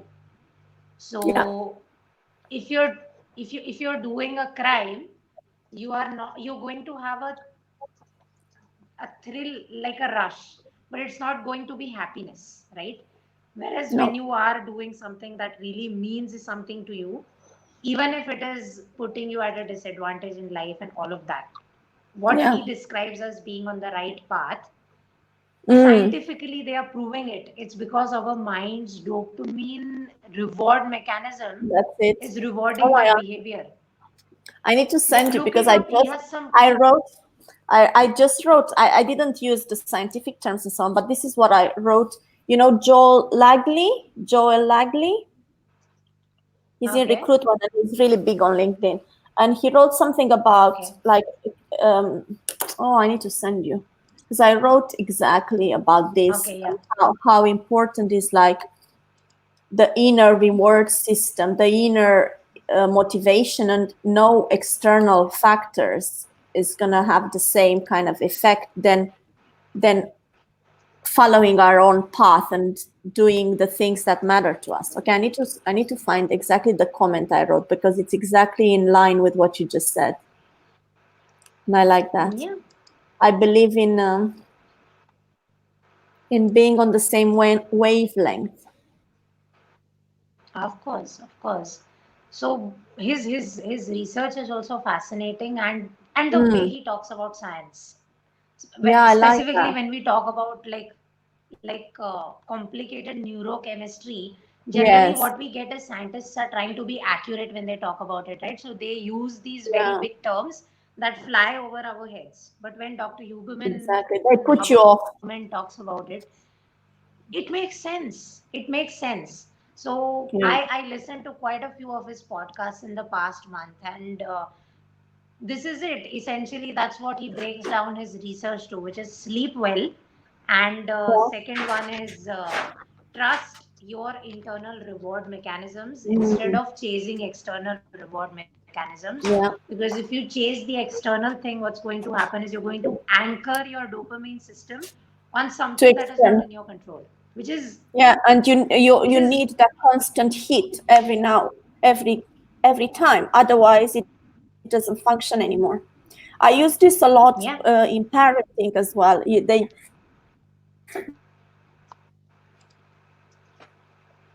You're cutting off, Anna. Can you still hear me?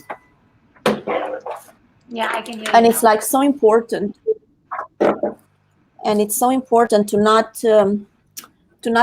completely make the children rely on praise, on even if when they behave good and so on, which is very like it's against the behaviorism psychology, right? Which says, oh, if they do something good,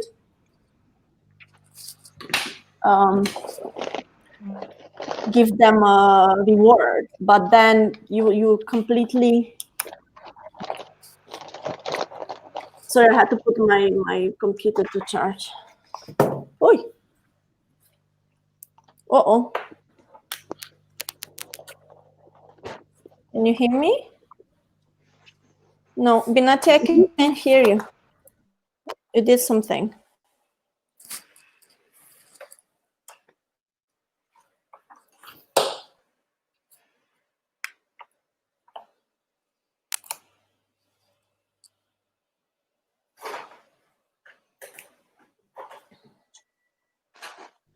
You're having a snack, Mel? Yeah, I was What are you turning the eating? mic off. Nice. God, my eyes are getting red. Oh, yummy. Oh, I have lots of candy from Halloween. I'm not a big candy fan, to be fair. No, nor am I. I prefer chocolate and ice cream. That's kind of I my just thing. have sweet influences sometimes. Yeah, of course. And then I'm just like, oh, yeah, I quite fancy that. And then I'm just like, ugh. Actually, I don't Sugar. like it. You know, right? Yeah. It's like when you get that sugar high and you're like, ooh. Yeah, no, I can like physically feel it coming through my I pores. know. It feels like, I yeah. know. And it's like I'm when like, you go. but it's so tasty. Oh dear. Yeah. Yeah. God, now you make me want to go to my Halloween I use snack. food as a dopamine reward system. Yeah. Mhm. me too. We are junkies, my dear. We are junkies. It's emotional hormones addiction. Yeah. We are My junkies. junkie is about very spicy, tangy wafers referred to as Uncle Chips here in India, which I is such know a those bad ones. like brand. Wait, Uncle Chips? No, just Google. Yes, Send Uncle them. Chips. Send us. The Send- grilled send Uncle us. Chips. They are delicious. I have Those put little, Uncle Chips they look for like Mel noodles. in her thing because they look like they have the They look best like texture tiny little because of how noodles. craggly they are. They are And they're full of craggly, so they spices. catch all the flavor. Yeah, And they're then full you're of spices and they're delicious. Oh my god. so good. It's so I have good. It's so when I was good. I love it. doing my MBA, I had two good friends from India, and they went twice home, and they brought me this thing. I became addicted. Like, please bring me more. It's really good. It's really So good. I have put Uncle Chips and Aloo Bhujia, two things that I think flavoring wise, you guys like Mel probably wouldn't have had ever. These are my favorite snacks. Like I can eat buckets of Uncle Chips and Aloo Bhujia and Oh my not god. feel even this much guilt. It's my reward. So I'm not kidding. This is what I did when I was trying to lose weight. And again, I was overweight. And that's not healthy, right? I mean, that's not healthy Of in any course. way, shape, Yeah. and form. So, what I did was I started, because I was eating as a reward thing, I just controlled the quantity. So, instead of eating like a lot, I would Yeah. eat half a chip every time I did something nice. But still the And I'm rubbish. rewarding myself continuously. Yeah. But instead of the whole packet, half a chip. Was it worth it? Oh my god. That to me I would lost be It sounds pure like torture. you're training. It sounds like you're Half. training your inner puppy. Yeah. I lost weight and I didn't lose productivity. So I'm guessing it worked. You know? There you go. So I did behavior, not have that kind of control. behaviorism does work. Half No, a chip. behaviorism does work, but it works to like establish Half certain a chip, Mel. I habits. took a chip. I broke. When I think about this, Oh the my god, process, it's so weird. taking a chip, breaking it in half, Measuring it. eating half, and the other half back. Then I Weighing did it. this. I didn't measure it. Weighing it. How many grams of carbs, protein, and fat it has? If I swear, if I had one of those food measuring instruments at home, you know those weighing scales that pasta maker people have. I don't Oh have yeah. that, but if I did, I'm sure I would have measured my chip and put it in my bullet journal. I had 5 grams. Sometimes you just got to measure a That's chip. some obsessive behavior there. I know. I think you're in a I state. admit it. I have benefited so much from bullet journaling. Pardon? No, nothing. What did you say? I didn't catch that, Anna. Oh, I have no idea. My short-term memory is kind of non-existent Basically- at this point.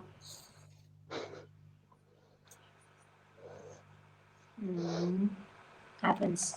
Bullet journaling is good for that, Mel, because basically you have lots of pages where you can put whatever random information you want, and then you look at the information and you realize, oh, I had 2 kilograms worth of chips. I should stop eating chips. Maybe it's time that I did something about it. Right.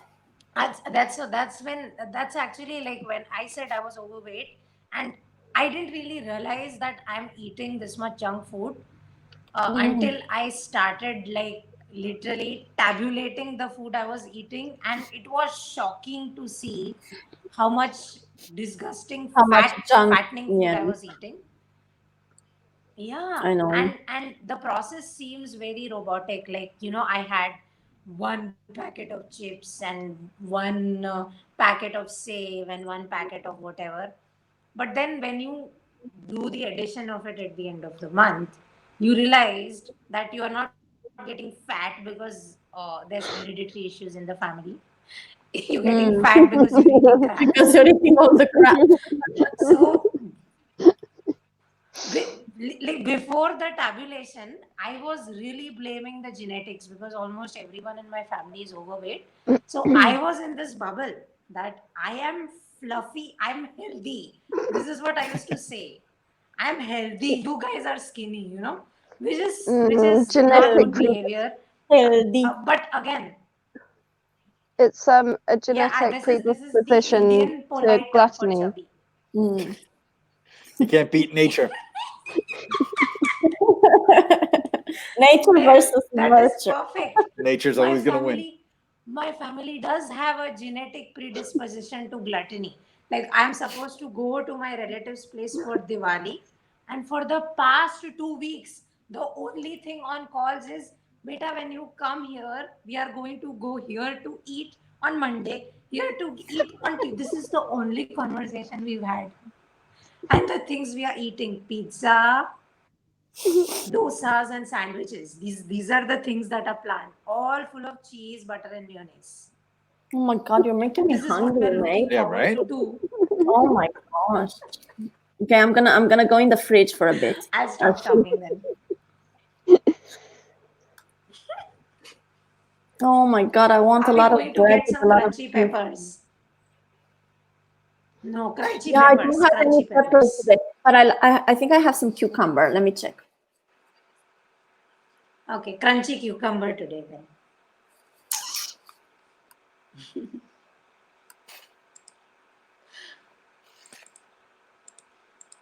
Just putting up crunchy cucumber tomorrow as a hashtag for the post would be something.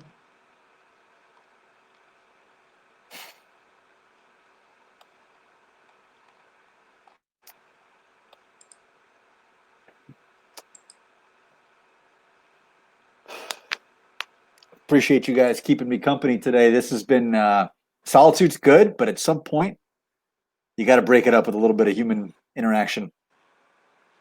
Yeah, I understand. I begged all year for just a few days of fucking peace and quiet, and now that I got it, it's a little weird. I'm not entirely sure what to do with it. The grass is always greener on the other side. God, it really is. Don't get me wrong. This Always is is. great. This is great. This is exactly what I've been like praying for. Also, I think I have yeah. to say this because we are going in the emotional direction. But I don't think I'll be able to do 12 hours. Like, I'm out. Yeah, I'm with you. I'm with you. I cannot I got- do 12 hours because my throat hurts. Yeah, I got food about to pop out of the oven. I'm gonna take a break to eat.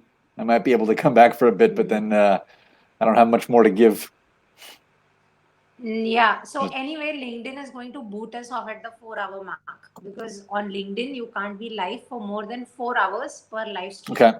So I think we'll end it at the 4-hour mark, which That's is reasonable. still good 42, 43 odd minutes away. So hey. Sounds good. Yep. By the way, are you doing NaNoWriMo, Mel? I didn't really ask you about it. I didn't follow up. The NaNoWriMo follow up. I signed up, but I was like, eh. But yeah, I will what's the try and point? figure it out. But yeah, I am going to be just writing my novel this month. Okay. I'm not saying that will be Okay, done at the good. end of the month, but I'm focusing on that. Yeah, it doesn't have to be done. No, If you've read I just want to get the Night passion and Circus, creativity back. Night Circus is a great book that you should read, Mel.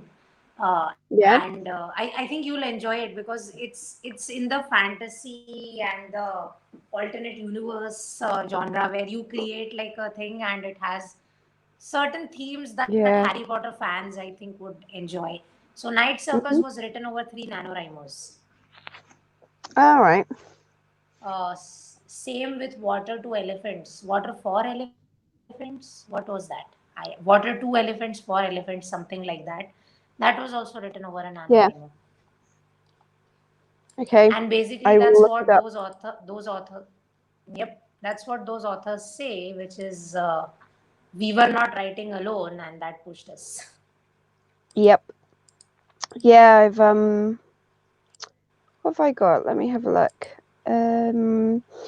Yeah, some of my brain dumps surrounding this to watch again to intersperse between my writing are episodes of iRobot and Life on Mars and Okay. Ashes to Ashes to like really tap into Okay. the what the fuckery kind of thing. And yeah, I'm gonna look up an episode or a series of episodes of Doctor Who to send you a link to, Jeff. Okay. Like literally, I can't remember the exact episode or episodes, but I really got a strong Doctor Who vibe in the sense of I think that there's a storyline that will work well with where your mind is going with your book. You know, I think it's interesting just seeing other people's takes on a kind of similar theme or whatever. Yep. Yeah.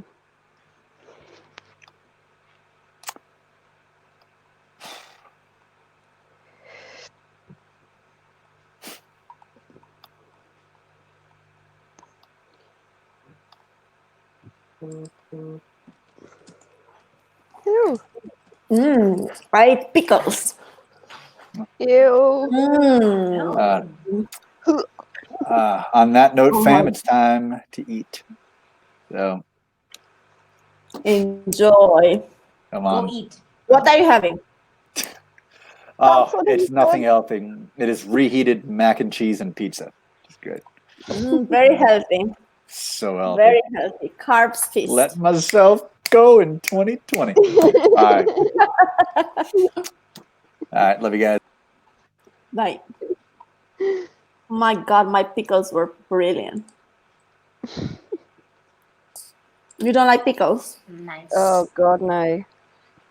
Hate them. I haven't had like Western pickles, but I don't like Indian pickles. So I'm guessing I won't like Western pickles as well because they have that overwhelming flavor. You can't taste anything else. Just vinegar. Mm.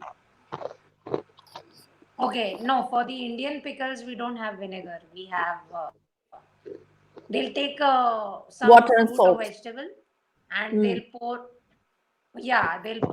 either lots of salt or lots of sugar and lime.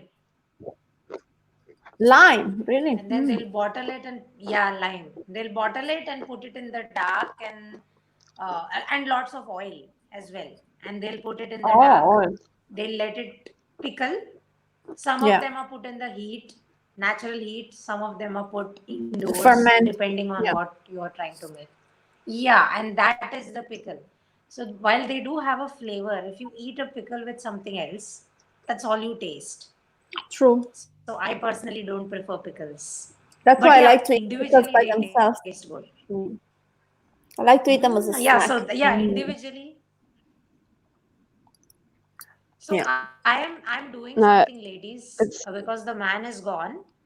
Mhm. I thought that now would be a time to take your opinion on this. There is this subreddit called Women Writing Men, right?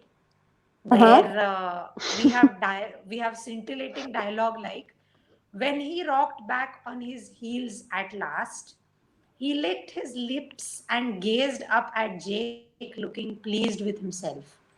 You taste better than beer and barbecue. How is this? How is this prose? And would you ever write a man like this? Better than beer and barbecue. Oh my God.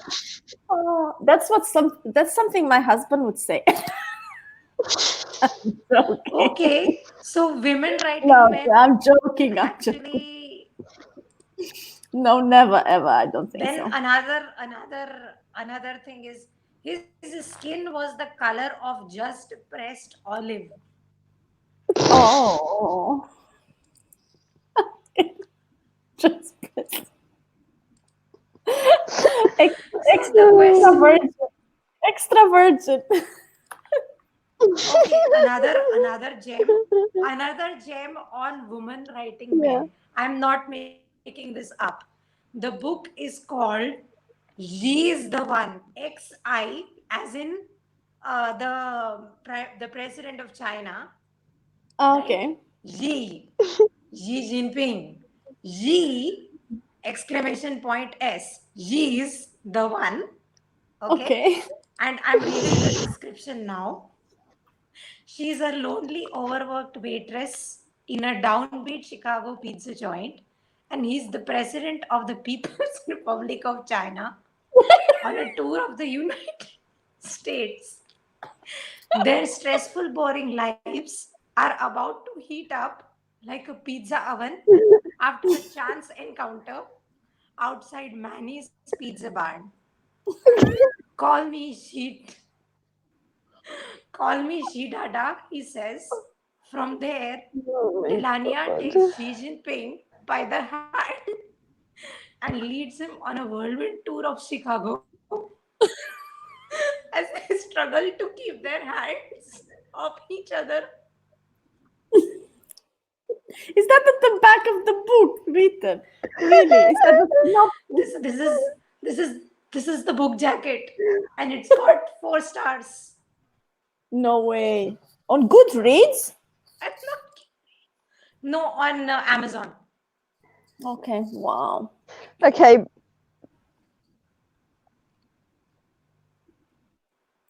Wow. What happened, Mel? Go ahead. Oh no. What? No. Where? What? I'm missing something. Did you PM me something or something? I don't know. She went to a place. Yeah. I think she's frozen. No, she's not frozen. She got an idea. At least it would give me an excuse to describe boobs in some horrifyingly new Oh. way.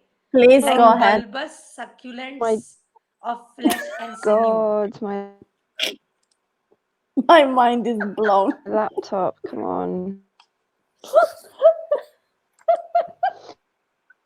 I'm Oh my God. I'm looking up a fanfic for you, Benatti. Okay. Okay.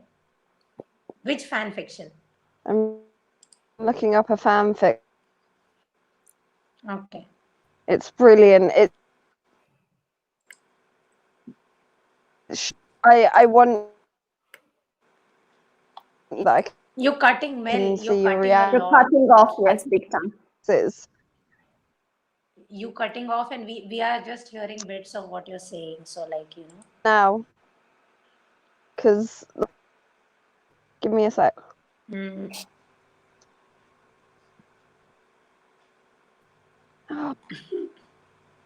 I'm trying to find the exact name, and I think I'm gonna restart my laptop. Just need to save this, so make sure it's saved. Okay, I need to go into this thing.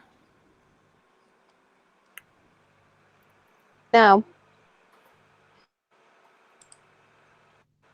Yeah. No.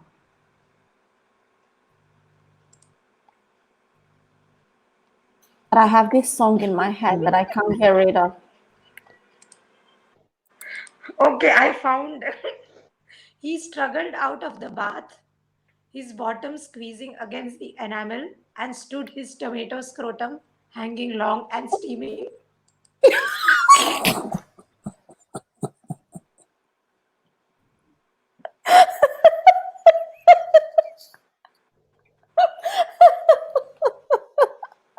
But is this comedy? Is this like It's like No, this is real. This is from a book. This is from a book someone put out. This is the wow. subreddit for, and this is the much worse version of this is men writing women. Currently, I am on women writing men. This is so funny. I need to get on this. I need to get on this. It's just So that steaming tomato scrotum came from a woman. Like who does? Who describes so people like? This is incredible. Wow. People have very vivid imaginations. Let's put it this way. Right? I know, right? Wow. His skin Yeah. was the color of pressed olives. Pressed That olives. what Actually, is I kind of more- like this one. I kind of like this one. I And- don't know and- why. And not, no. What I really loved about that comment was not that she left it at pressed olives.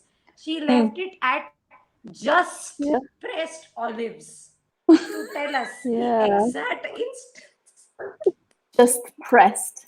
As if we know how the just pressed olives look like. I know, right? God. I know. She could have said extra virgin olive oil. There you go. Yeah, I know, right? That could have been much better. Right? I'm going to use that in my book. His skin was like Now extra let's virgin do some olive oil. gems. Okay, Fresh. now let me look up some gems from men writing women. Okay, go. I'm going to get inspired. I feel it.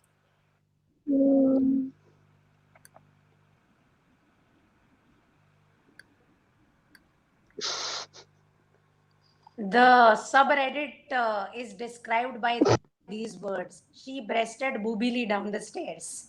I remember you telling me this. Booby. Oh my.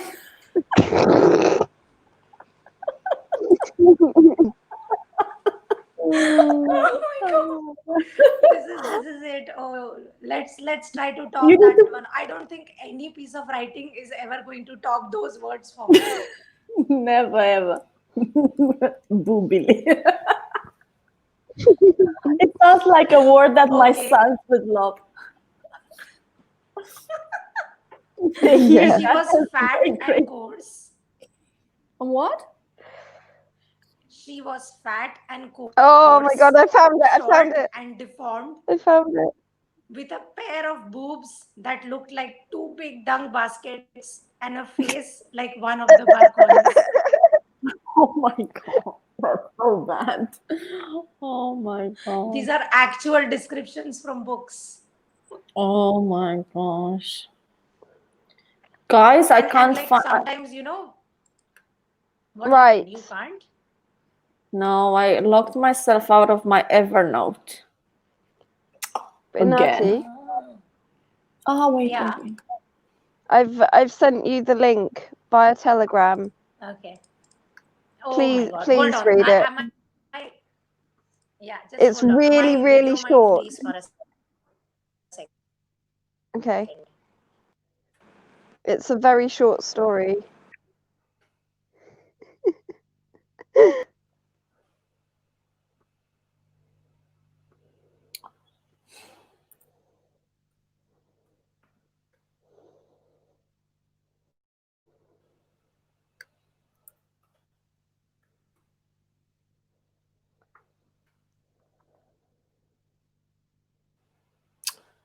Oh.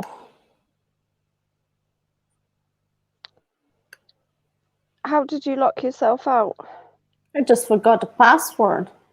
Oh, that Really? happens so much. So much. Goodness me. Yeah.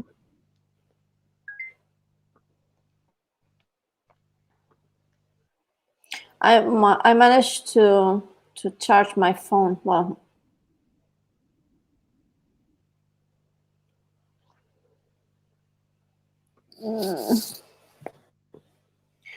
all right, let's see. What did this lady disappear? So I sent myself an email to I don't know. hopefully reset this password. Let's see. because I have all my writing is in there. So if I lose that, I'm gonna become really upset.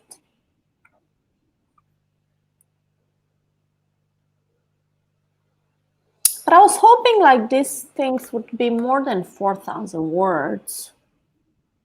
It's not a lot, is it? It's quality over quantity, though, isn't it? I think you have to keep reminding True yourself that. Yeah, but when Yeah, is that because gonna if you become focus, but if you focus on quantity, then the editing process is much worse because you're just like, oh, true? I need to cut all this That's filler. another, yeah, Yeah. true. I see that you can actually, how do you do this with tools? I see you can actually read voice type directly in Google Docs. Yeah. That's quite cool. It isn't that good though. I've tried it before. Yeah, And then I end up having to edit. a lot, yeah. Yeah. I can type quicker. I'm not too good at because especially I have my thing is that I like to write pen on paper. I'm an old style girl, so it's harder for me to like look at the notebook and then type, right? Because you don't type. So if I read it and in it types, then I just correct a little bit after. Yeah. So that would be good. I do love the physical. Mel, what did you make me read? Was it really bad? I have sent you the link, Anna. Read at your No. own discretion. Oh my God. No. Is it bad? It is not dirty, but the thoughts. Who thinks of this? Like, I want to meet this person now because I want to ask this question. What were you thinking when you wrote Get this them on fan here. fiction? Wow. What? Okay, I'll link it for people who want to know what this is. This is a Harry Potter fan fiction called First an Encounter by someone called Lyris Malachi. It has 562 reviews. Malachi. Okay, Malachi. Okay, Wow. I apologize. People actually read that stuff, huh? I read it. Okay, on literally, it's dropped in the fanfic group every now and again, and all these people are like, "No amount of brain bleach. Okay, Why? What do you mean?"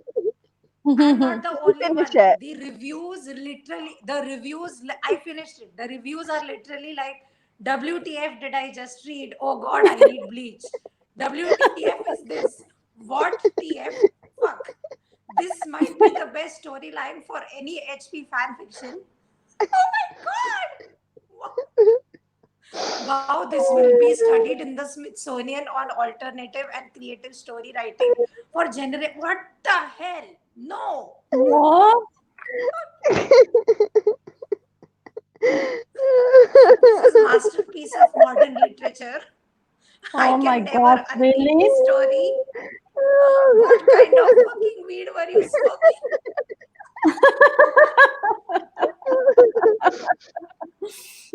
Oh my gosh. Oh my God. And someone has wrote the best article, the comment. I really hope this is a troll fic.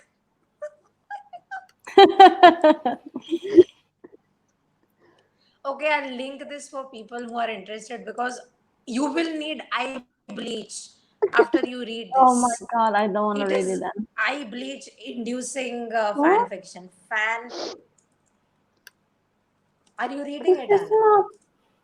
No, wait, I have a problem now.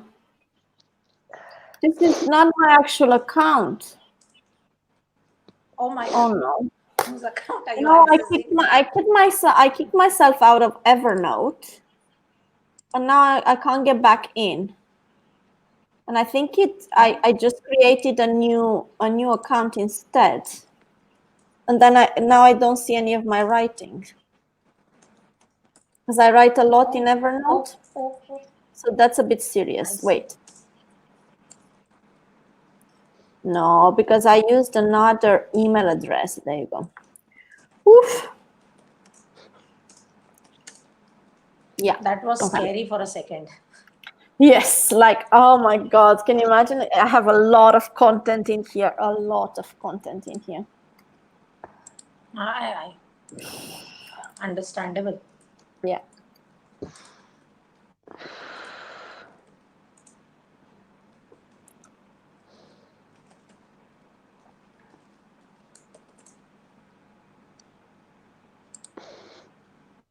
There you go, linking it for people who care. So they can check it out. So they get some eye bleach too. Yeah, I bleach for everyone. My God, who comes up with things like this? Specifically with other people's plots, it's like, oh my God. I There's want a to lot of, forget what I just read. There's a lot of sick minds out there. I think I have mentioned this to you, Anna. And I think Mm. during one writer's Zoom only I mentioned this, where I was like, the biggest selling category on Amazon self-publishing is Bigfoot porn books. Mm. This is not a Bigfoot. joke. This is real. What does that mean, Yeah. Bigfoot? Bigfoot porn. Okay. Erotica. That's what people are reading on Amazon self-publishing. Oh. A lot of. Well, what does it mean, Bigfoot? Like with Here the we- actual big. Okay, so Bigfoot is like this mythical monster, like a Yeti. Oh, really? or, Okay, so you the know- actual Bigfoot. Yeah, the And actual people are Bigfoot. reading that. People are reading that and wanting more and more and more and more. The writer of this self-published series has made so much money from this. It's ridiculous. Wow. So we just need to come up with something completely ludicrous, Yep. and then pretty we much. might become. I know, right? Then we might become super rich. Like, let's think. Yeah. And- Let's brainstorm. Oh. What could you come up with? Erotica I mean- with. Ow. Did you poke your eye? Erotica with an owl. No, my eye was itchy, and then I was rubbing it with the hand that I've been snacking with. Okay, So Mel, it's I'm worse going now. to terrify you with a bit of science that you probably know. Eyes are part of the human brain. Like, it's literally human brain. hmm And like, I'm not being metaphorical with these words. It is the Well, human brain. No. No, it's linked to it. It's not really the brain. No. I also didn't know this because I was like, What? who talks like that? Ow. Yeah, Andrew Huberman. He blew my mind. I had no idea eyes are the brain, part of the brain, not linked to the brain. So our brains That's are why I popping said, out. like, yeah, literally. Okay, I Our thought you brains are meant popping linked. out. No. Ah, Hold on. Let me. okay. Ow, my brain.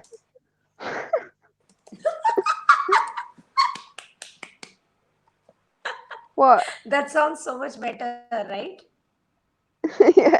Oh, my brain, my I've googly got brain. salt in my brain. My boobly brain. My protudy brain. Truth. Oh my gosh. Okay, so who wants to put some music on? Will we be Oh able my to God. hear it? Miri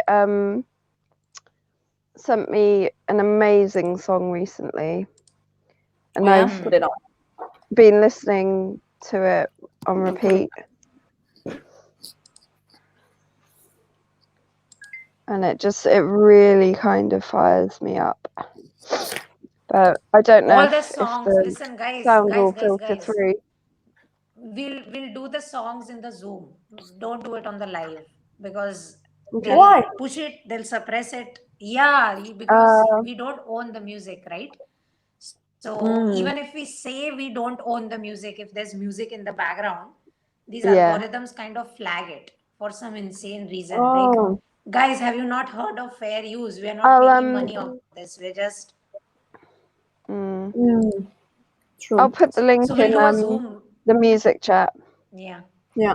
Yeah. We'll do the. I think we did a dance Zoom, right? Even for my Yeah. birthday, you guys did it. Like we Yeah. played songs and we were like ooh ooh ooh. Mm. So Yeah. Yeah. that's probably where we'll put that song. I profusely apologize for having to say no to something, but my No, God, that's fine. sometimes you No, got to fine. hate content community, because what they'll do is we have been live for 3 hours 44 minutes 47 seconds now, and they will not let us download or use this video anywhere else and take it down, which would be pointless, right? Like, who does that? They do, apparently. So yeah.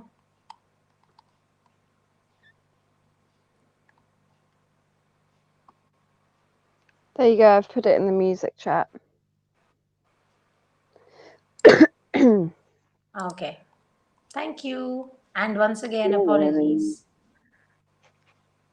No problem.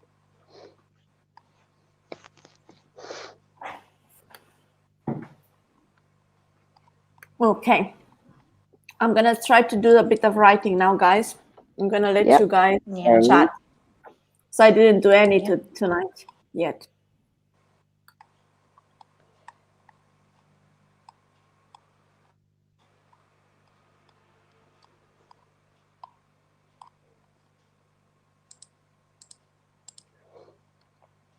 Yeah, the whole Fictember thing. I really want to create something with it. Well, it was tuned to one of my projects, but then I was wondering if I could merge two of my writing projects. Yeah, I don't know. I need to have a play with that. Maybe tomorrow So I might carry on my writing day. basically, me and Rashmi were thinking about this when the Fictember was happening, which is we will pick the best Yeah. stories and we'll have people vote. Like, it won't be someone making the executive decision. We'll pick the best stories and we'll self-publish an anthology on Amazon. And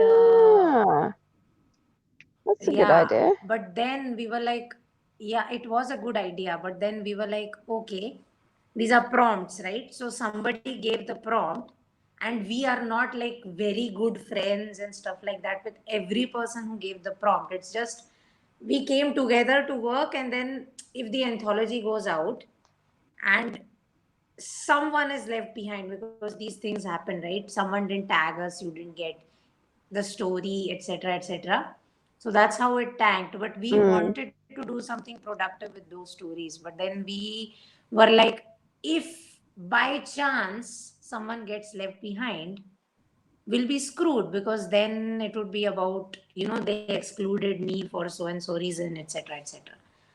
So yeah, we were planning to do an anthology of some stories that made sense, because some people just put Fictember and tagged us with their LinkedIn posts, which was like, what the hell? That's not what you're supposed to do. But okay. But then the whole plan collapsed. So that's what you could possibly do, right? If you have your stories, and these are smaller stories, you could just make an anthology of it. You've got 30 of them. Not you, Yeah, but like the people thing who is though. completed it. Right, yeah. Yeah, it was so much fun. Just literally, So why I thought it was waste going to it? be really difficult, but it It was was so awesome. much fun. Yeah, I loved and it. some of them And were it so was, challenging. yeah. And it Yeah, was so amazing that it came. Don't waste those stories. Just, Oh, don't no, waste those I'm not. stories. They're all And in a I document, like, yeah, like with Anna, and there was an they're all underlying theme, connected right? as It well. was self-love Yeah, and all same that. for mine. She mostly spoke, yeah, same with yours. To a large extent, same with mine. So what you could do is you could like, both of you could combine your stories and release like an anthology with two authors. Self-love. Mm. I No, think I've the- given you. I don't think a lot of it. No, what I was doing with mine was specifically keeping it all linked. So then I would have lots of unexpected writing prompts that I've, written the words for or whatever, but then to expand into either bigger scenes or full chapters or whatever of the book. And kind of that was an exercise. Well, it will be an exercise because I haven't actually sat down and worked on it, and this is probably why, because it's going to be an exercise in letting go of control. So the whole somebody else is going to influence, what I'm going to write in the book, Mm. that Yeah. was but then they ended up being such brilliant ideas, and probably would never have thought of going in certain directions, True. so and some epiphanies as well that came through that. It was just brilliant. Yeah, And I'm one so of proud. your stories I'm was so proud of unbelievable. my nano pick. Blue. Oh, which one? Blue hair, 2 words, yeah. Oh no, Yeah. blue equals satisfied, 2 words, yeah. Blue equals Word satisfied. count too. Exactly. So give Anna the context I on was that. so Well. proud What of did you myself. mean? Give her the context on that very quickly because So I think she's seen Harry Potter.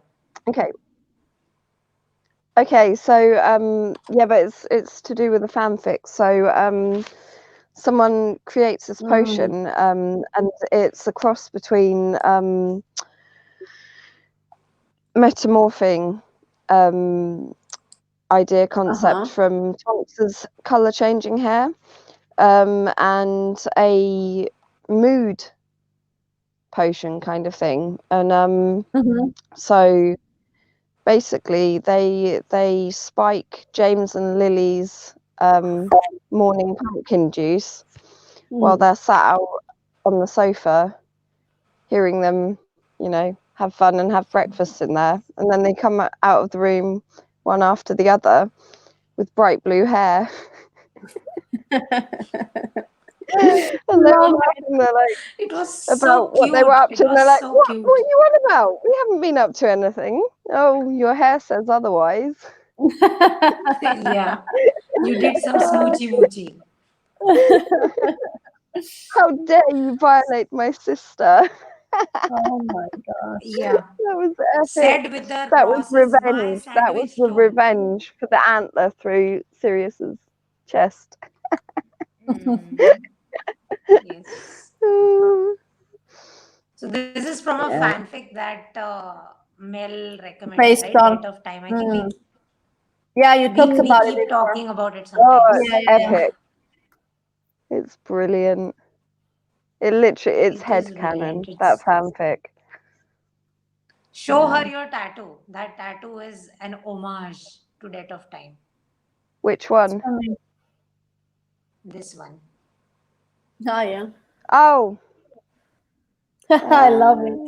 I saw it. You sent it the other day, last week. And the spine one as well. Oh yeah, that one too. Yeah, that Upper one too. spine, yeah.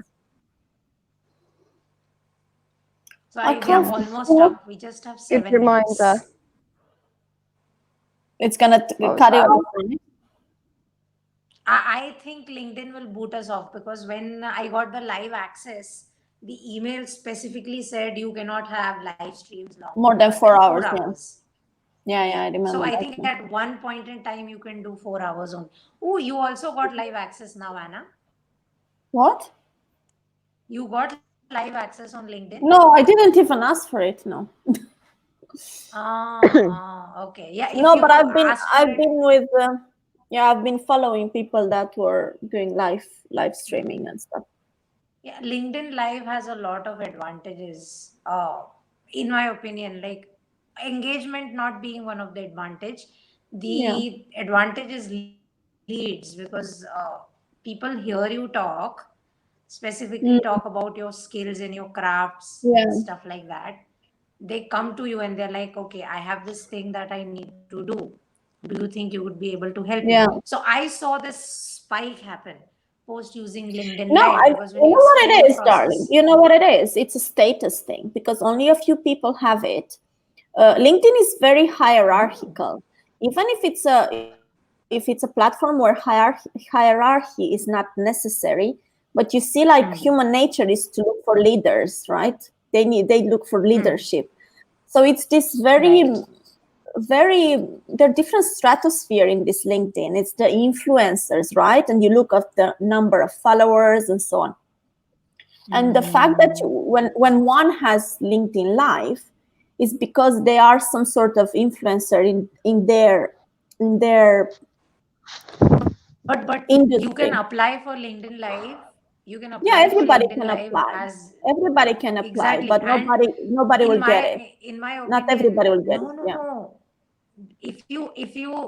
There's a form, the form is pretty like again, I've heard this opinion voiced many times, and Yeah. my experience was this is not how it is. Like the form has very specific questions as to what you're going to do with the live. Yeah. So are you, some people use it as a branding tool, etc., Yeah. whatever. But when you fill in that questionnaire, I think if you're honest, for me, what I put up is, I'll send you a PDF of my LinkedIn Live Yeah. application. I Yeah. basically said I'm going to look at my industry and possibly talk about it and criticize it, because basically the content writing industry is currently people lying a lot. Like they're literally rewriting existing Yeah. articles and calling it their article, and Yeah. that is accepted behavior everywhere. So that is what I cited as an instance, Yeah. and I didn't think they would give me the access, but they did. And when Mhm. I applied for the access, I didn't really have that many followers. No, it's not about So, the number of followers. You don't get access because of the number of followers. You get access because you have a certain thing. However, is the way yeah, people true. see the fact that Oh, you have the okay. capability of having life, right? Is the same Okay, as okay. the Yeah, way so it's a people see prestige you. thing. It's a prestige. It's a It's a prestige matter of thing. that's it. I So got then LinkedIn then you Live, get more right? Something like authority that. because it's like it's again like we were talking about the traditional publishing. Why do people look up to that? Is because you've gone through a selection process. So people think LinkedIn looked at your application and they decide to give it to you. There must be something about you, right? It's always social referencing, right? Yeah, It's yeah, yeah, for incredible. sure. Yeah. It is incredible, right? It is incredible.